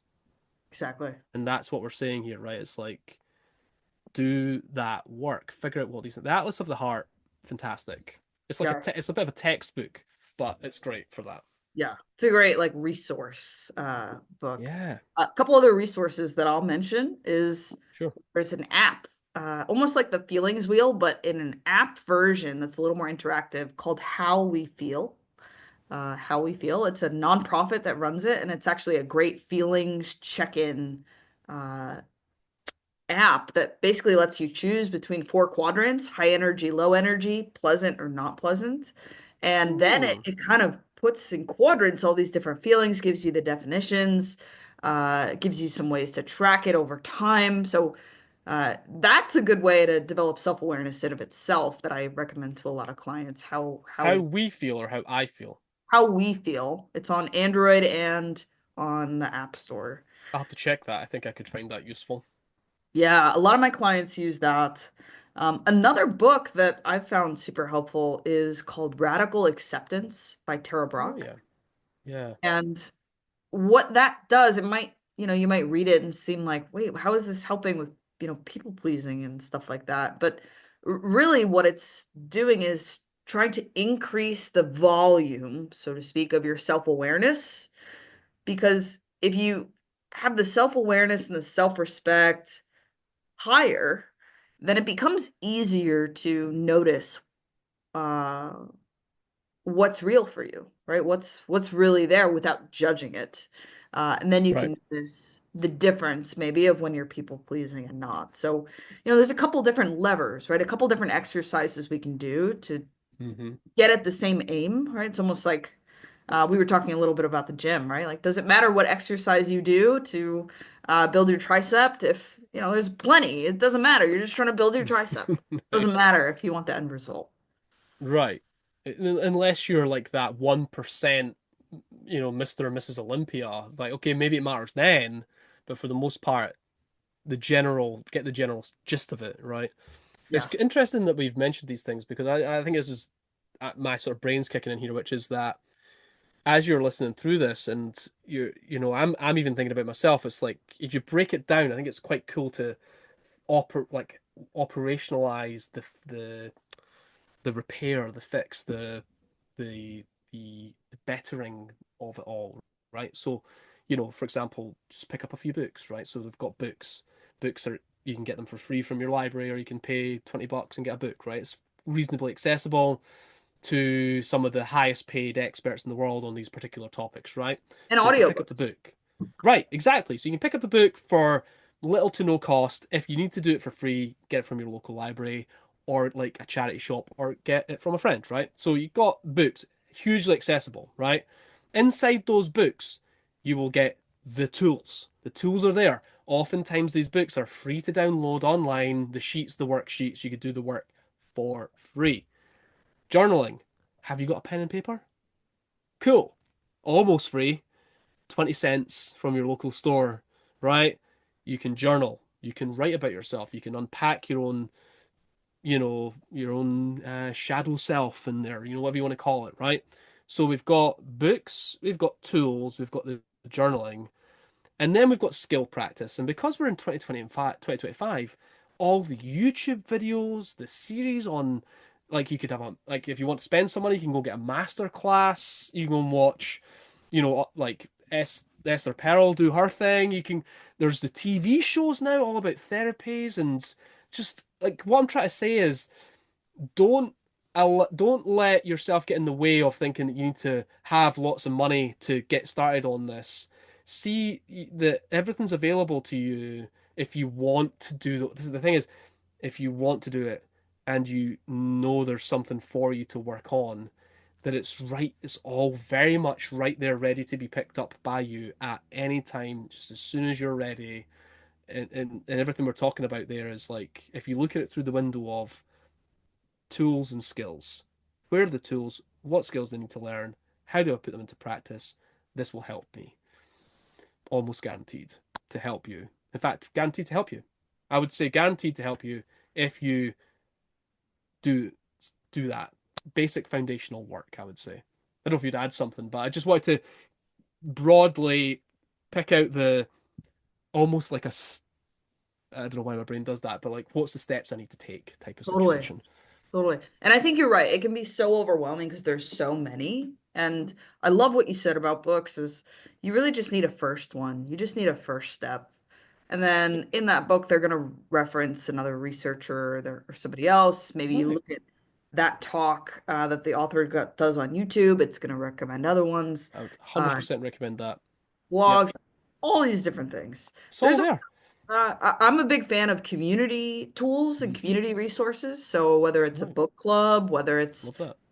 a group, I mean, me myself, I'm a big fan of like 12-step groups and community Hmm. coming together on a shared common cause.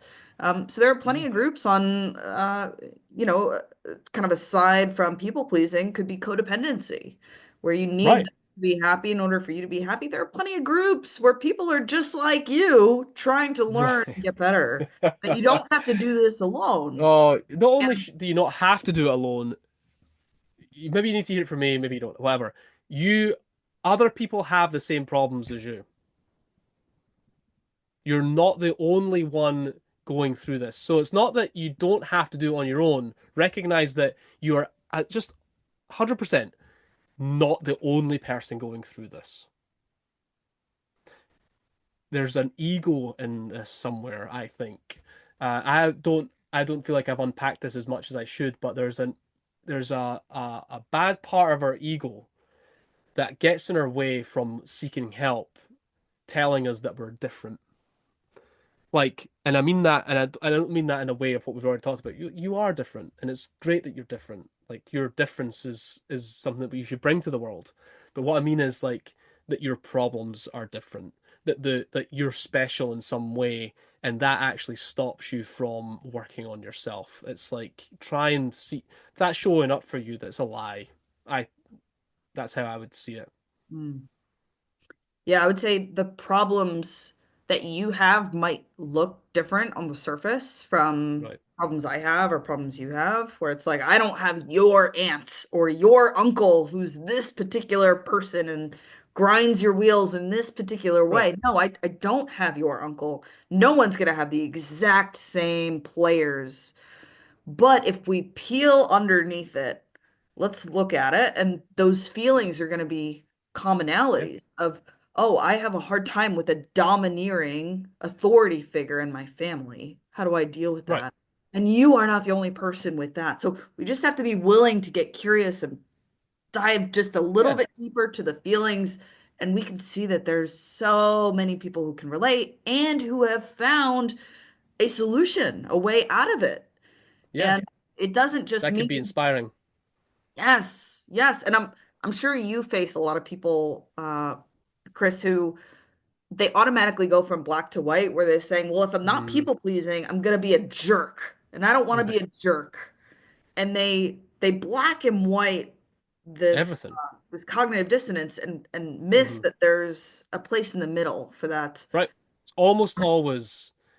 I find like that. I find that that's almost one of my main jobs with my clients is going, oh yeah, I see, and I'm like, this is ones and zeros. You're like, it's either this or that, and I am the person that says, well, what about this? Like, what about this bit in the middle here that you've completely just missed? You know, I feel like I do a lot of that in my life. It's like I love the gray bit in the middle. It's Yeah. almost always where it is.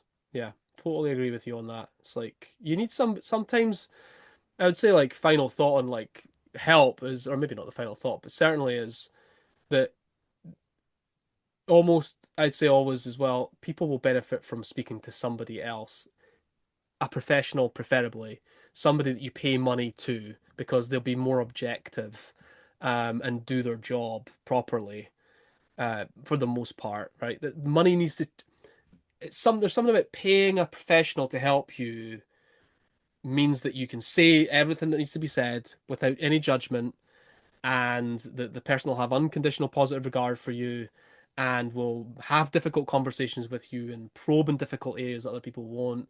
And so sometimes I think it's good to, if you can afford to and you can find the access to it, I'd say like the one layer above all the stuff that we've already talked about is getting that professional help as well, whether that's a coach or a counselor or a therapist or all three, whatever. I think can be really helpful because they are not you. They are not you. And I think it can be helpful even just for a short period of time. Hmm. I love that you highlighted in this conversation how even coaches need coaches and Yeah. coaches need therapists. Uh, I tell this Yeah. analogy, this analogy often that people think, oh, maybe they work on this with other people all the time, so I should be able to work on it myself. And I think of it as if you were the world's most renowned heart surgeon, that everyone comes to you for any difficult case. The thing is, if you yourself get to a point where you have a heart attack, you need heart surgery, you're not going to be able to operate on yourself. Mhm. And it doesn't matter how good you are, we need somebody else. And it's not It's not any downfall. It's just totally. It's hilarious because not only it's funny because the heart surgeon could operate on themselves, but they would do a terrible job, right? So it's not that they can't, it's that they shouldn't, right. right? It's like you should not, and it's like you needed somebody else, exactly, right? So it's I think about it like, and I love that analogy. Is one of the things I learned because I started but didn't finish a master's in counselling at Abertay University here in Dundee.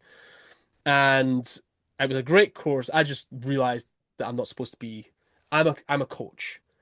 I have a lot of counseling ability in the work that I do. You could probably get a sense of that. But the the knowledge and what I picked up from there, one of the things that I picked up from there, long story short, was that if you're a registered counselor, you absolutely, in order to be a registered counselor and to actually accept money from people as a counselor, you need to have a supervisor. You have to go once a month to your supervisor. You have to clock up your supervisory hours. You have to go and talk about your cases and what's happening, and there's supervisory, which is to me is like makes so much sense. But in the world of coaching, and even in the world of counseling, it's very unregulated. I'm sure it's the same in the States. There are regulations. You can get certifications in these things, but it's massively unregulated, right? Anybody can do a certification, and I could do a certification in coaching if I wanted to.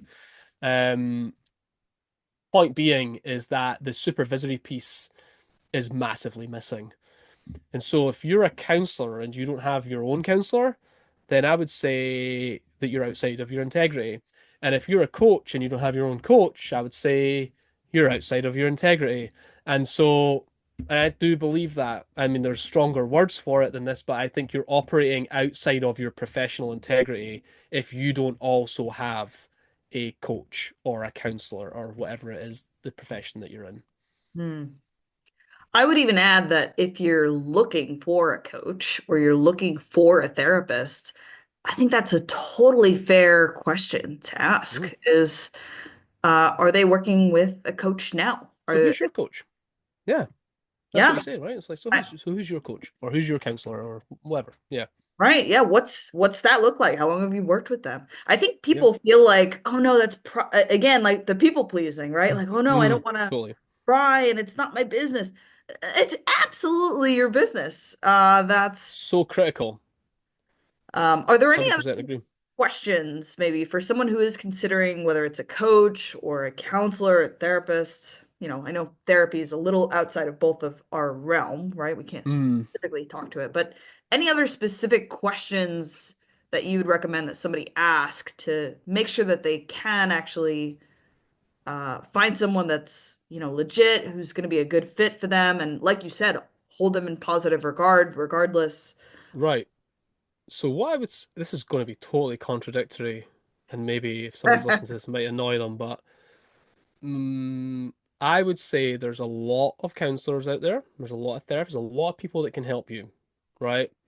Your job is to find the right one. So I would try on a lot of hats. That's what I would do.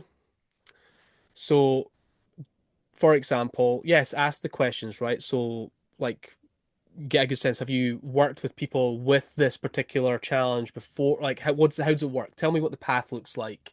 Feel confident about the decisions you're making, but also be willing to drop $50 on it and go, that wasn't for me. And don't stick at it just because you think it might work out. Just like go, that's cool. Hey, I've done my 3 sessions with you. I'm going to go and I'm going to try something else.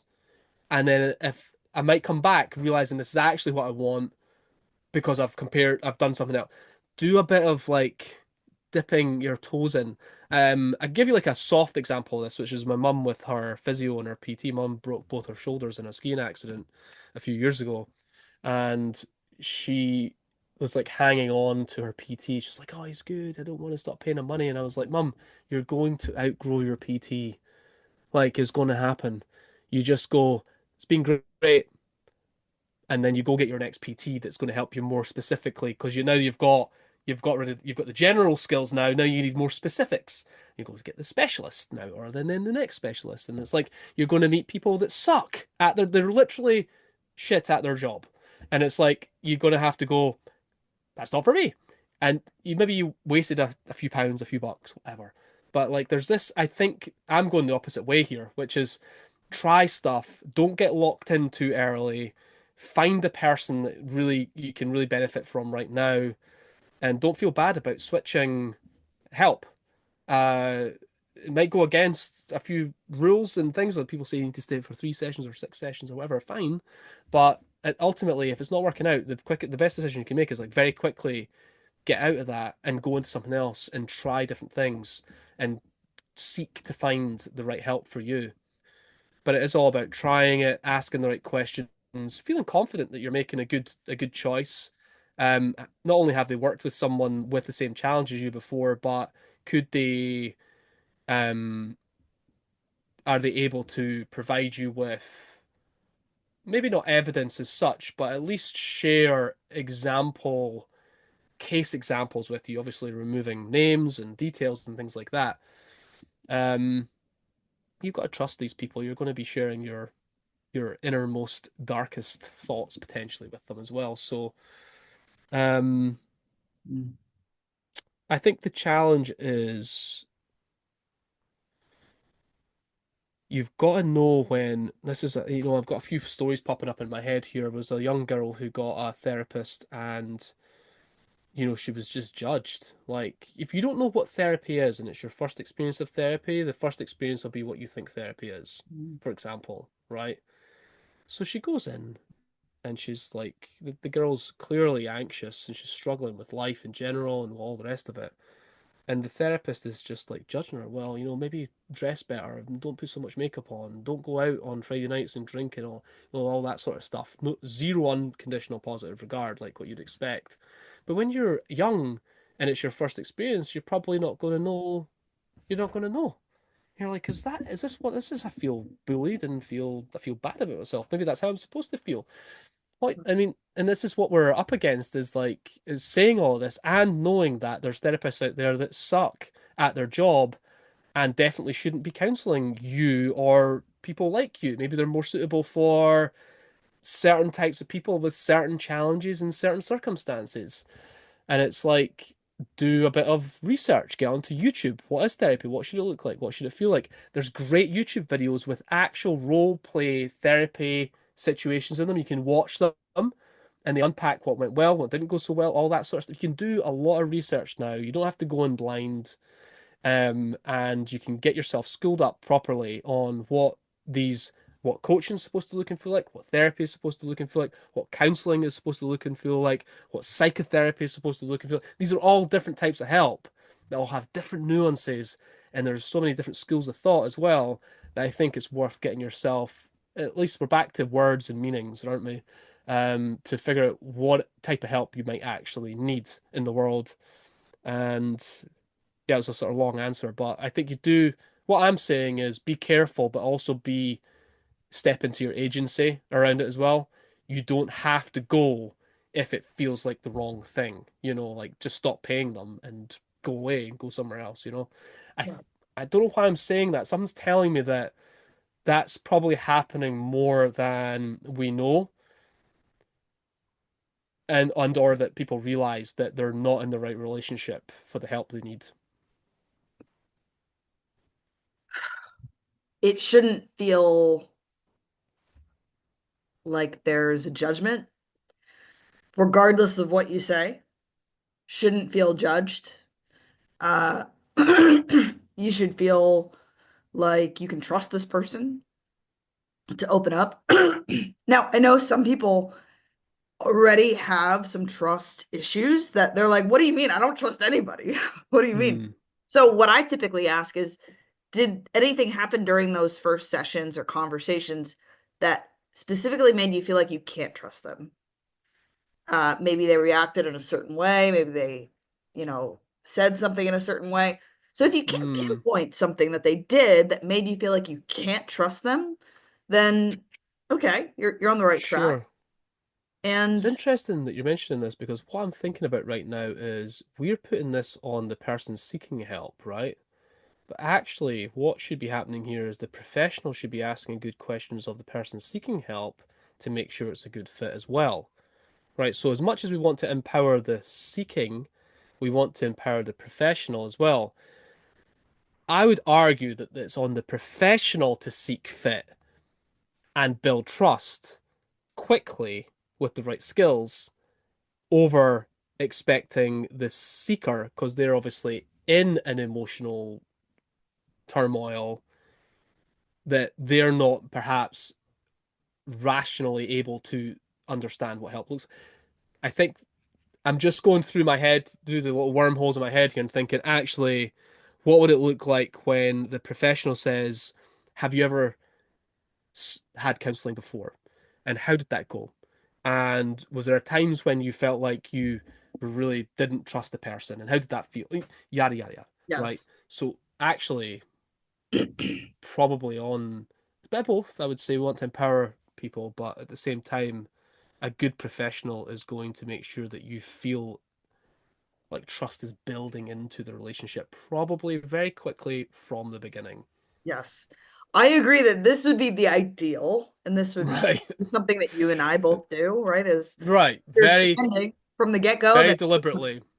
yeah, that everyone's not a good fit. And unfortunately, I don't think many, whether it's therapists or coaches, they may not have those communication skills to do that. True. So that's where I do try to arm the seeker to Yes. ask Be some of smart. those questions, even to ask, uh, like, who would not be a good fit to work with you? And if Mhm. that person answers defensively, and like, what do you mean? I'm good with everybody. That could be a good sign that maybe not. Because Right. listen, Chris, if I ask you, or if you were to ask me who's not a good fit to work with me, I can tell you, right? Like, there are some things just given my style, given my personality, I'm not going to be the best fit for everyone. You're not going to be the best fit for somebody. If somebody Mhm. has a thing with accents, right? If somebody has a Yep. thing with people with tattoos, right? That they just don't take them Right. Yeah. They seriously. don't want to work with hot-looking guys. Is what they really don't want. Like if they just prefer somebody that's buttoned up with a suit and tie, Right. Totally. and that's This is fine. right. Totally fine. Again, it's about accepting you are who you are, and it's not going to be a good fit for everyone. And that Yeah. is okay. I'm sure you could refer them to somebody else, and it would be great. Right. And also, like, you're back to professional integrity. It's like actually, this I do this. I do this a lot. I probably do myself out of business, easy business sometimes. Is by the end of the time of speaking to me in a discovery, like a discovery type situation, this is a good fit, basically. They leave the call with way more clarity about what they actually need, and it isn't me, which is awesome. That's a I send win. them away with a gift, which is that they can go away now and find like they're armed, ready to do what they actually need to do. Sometimes it's actually, we'd love to work with you, but actually, after having this conversation with you, I can see that this is the wrong thing. Like, this is not what we should be doing, and we need to go do something else entirely.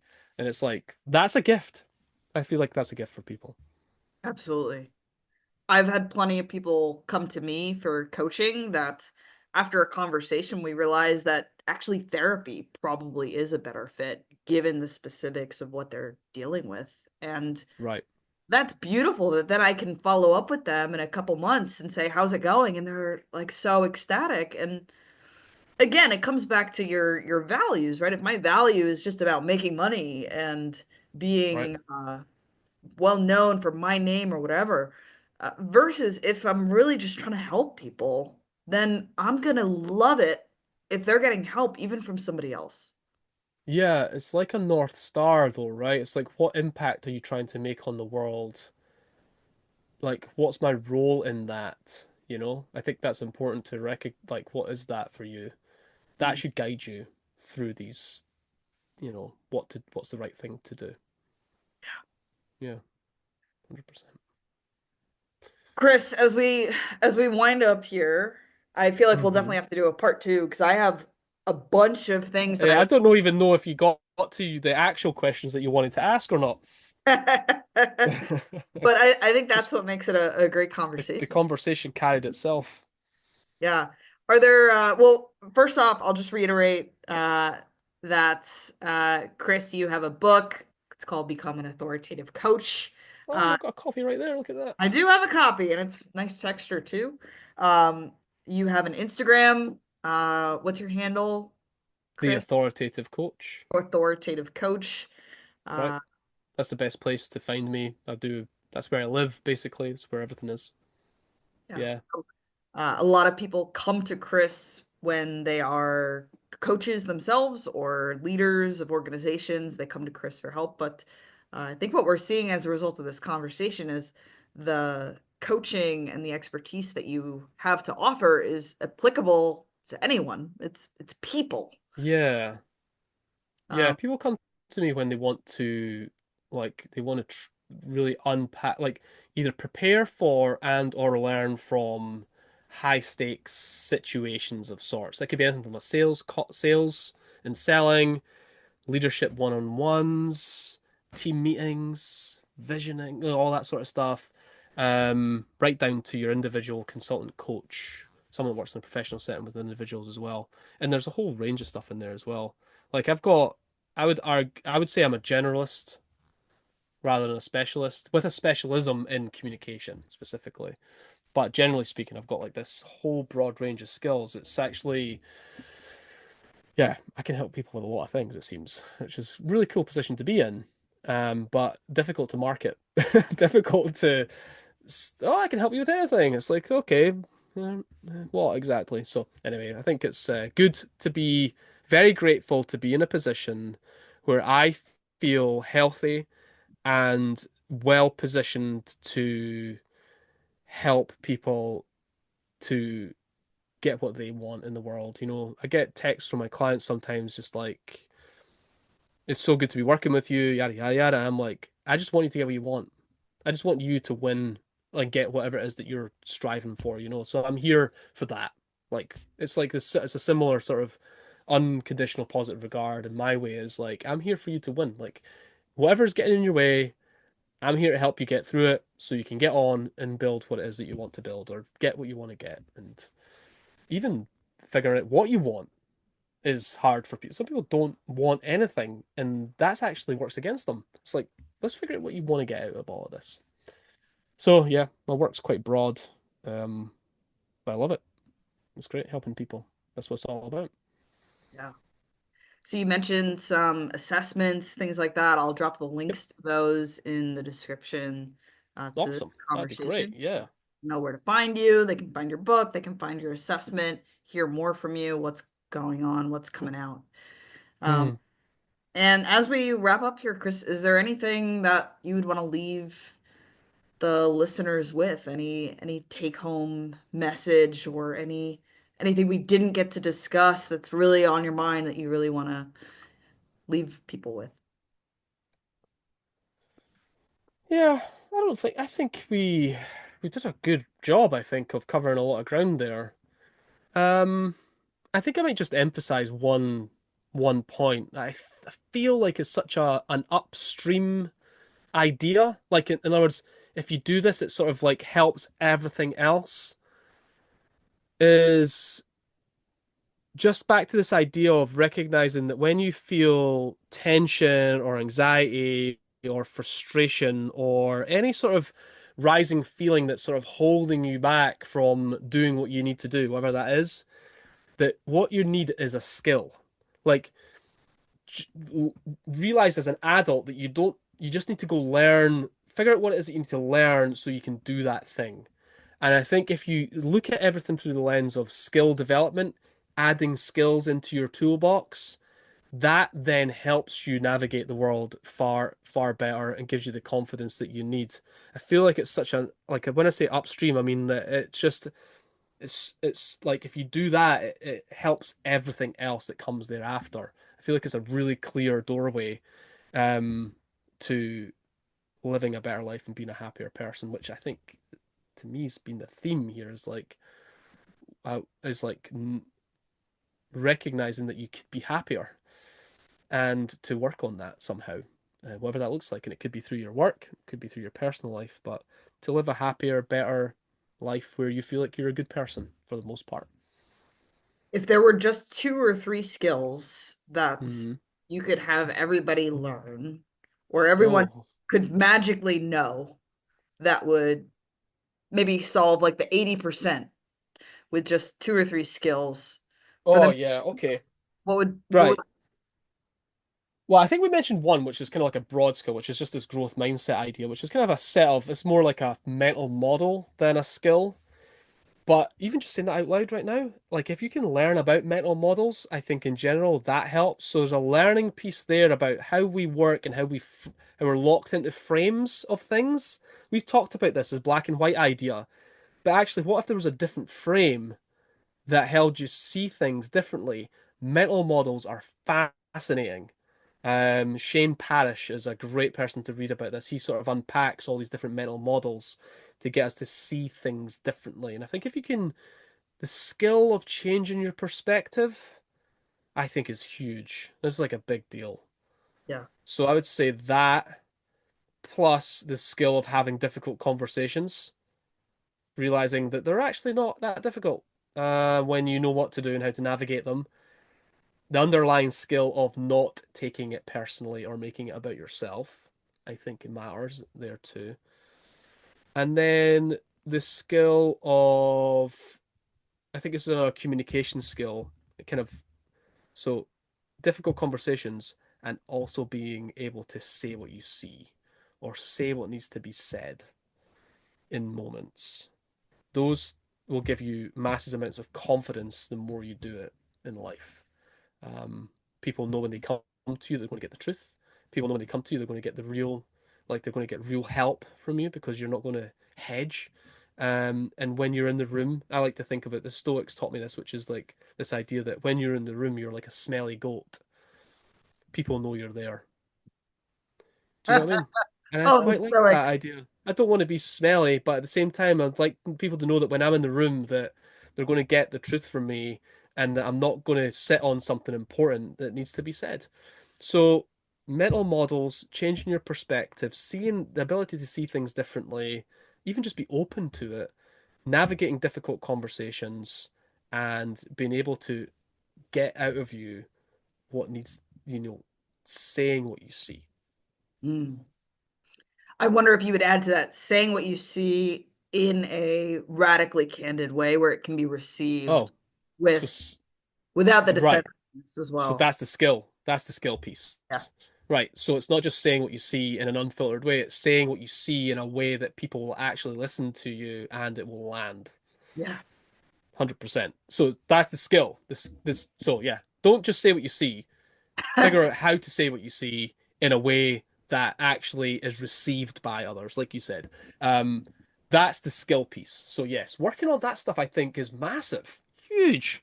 Like navigating your days, not saying what needs to be said, avoiding difficult conversations, getting locked into your perspective. This is like that's like a fork in the road, basically, isn't it? Right?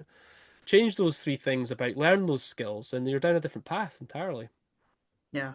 So you mentioned for the first skill, is it Shane? What was the resource? Parish. Shane Parrish. Is there a Shane certain Parish. resource by him you recommend He people does find? this one called The Great Mental Models, which I think is a good place to start. But his most recent book is called Clear Thinking or something like that.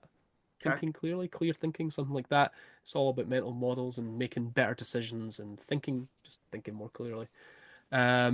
Great book. It's one of the better sort of like kind of airport books, I would say. But his book on mental models is great. It's like the nine great mental models or something like that. It's really good.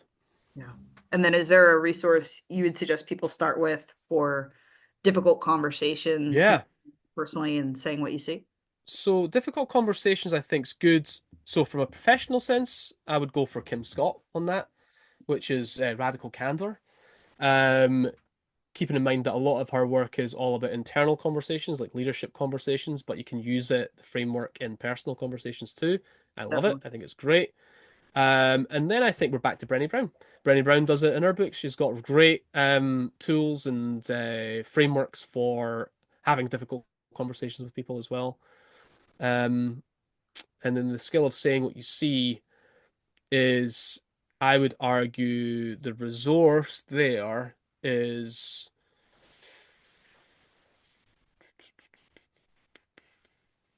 Besides your book, of course. well, yeah, I'm kind of going that road here in my head. I don't know that it's explicit in my book. There is a skill. There is a skill for being able to say what needs to be said in a way that other people respond. We don't have time to unpack it here, but I would say, just to give you an insight on it, it almost always starts with a question. Any books that help that question mindset? The question mindset, so the real, so it's back to a mental model, the idea that you can see the world as a question, which is ultimately about being curious, right? And oh God, we're back to philosophy again, almost like Socrates was the ultimate question asker, right?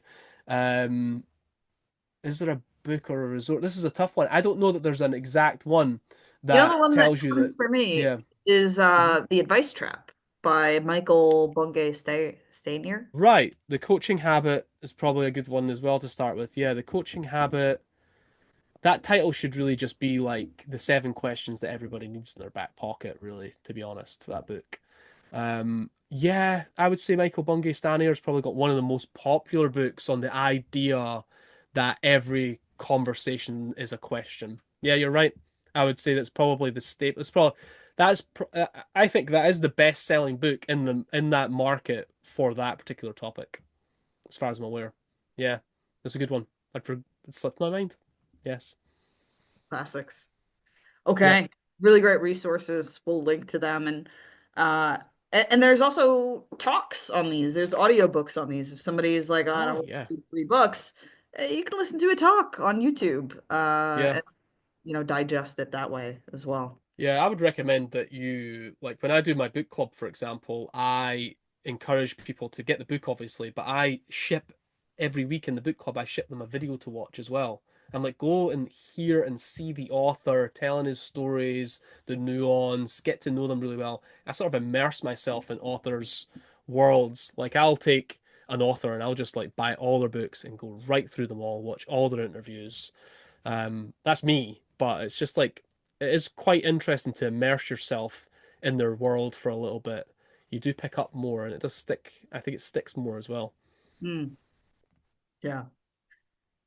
Thanks again for tuning in for this conversation with Chris Marr, the authoritative coach. I'll post some links in the show notes and the description where you can learn more about Chris. You can even take one of his assessments that he's created to help you figure out, are you a people pleaser? And if you are, what's your plan to get back to a place of being able to communicate clearly and being someone that your clients or the people around you can really trust?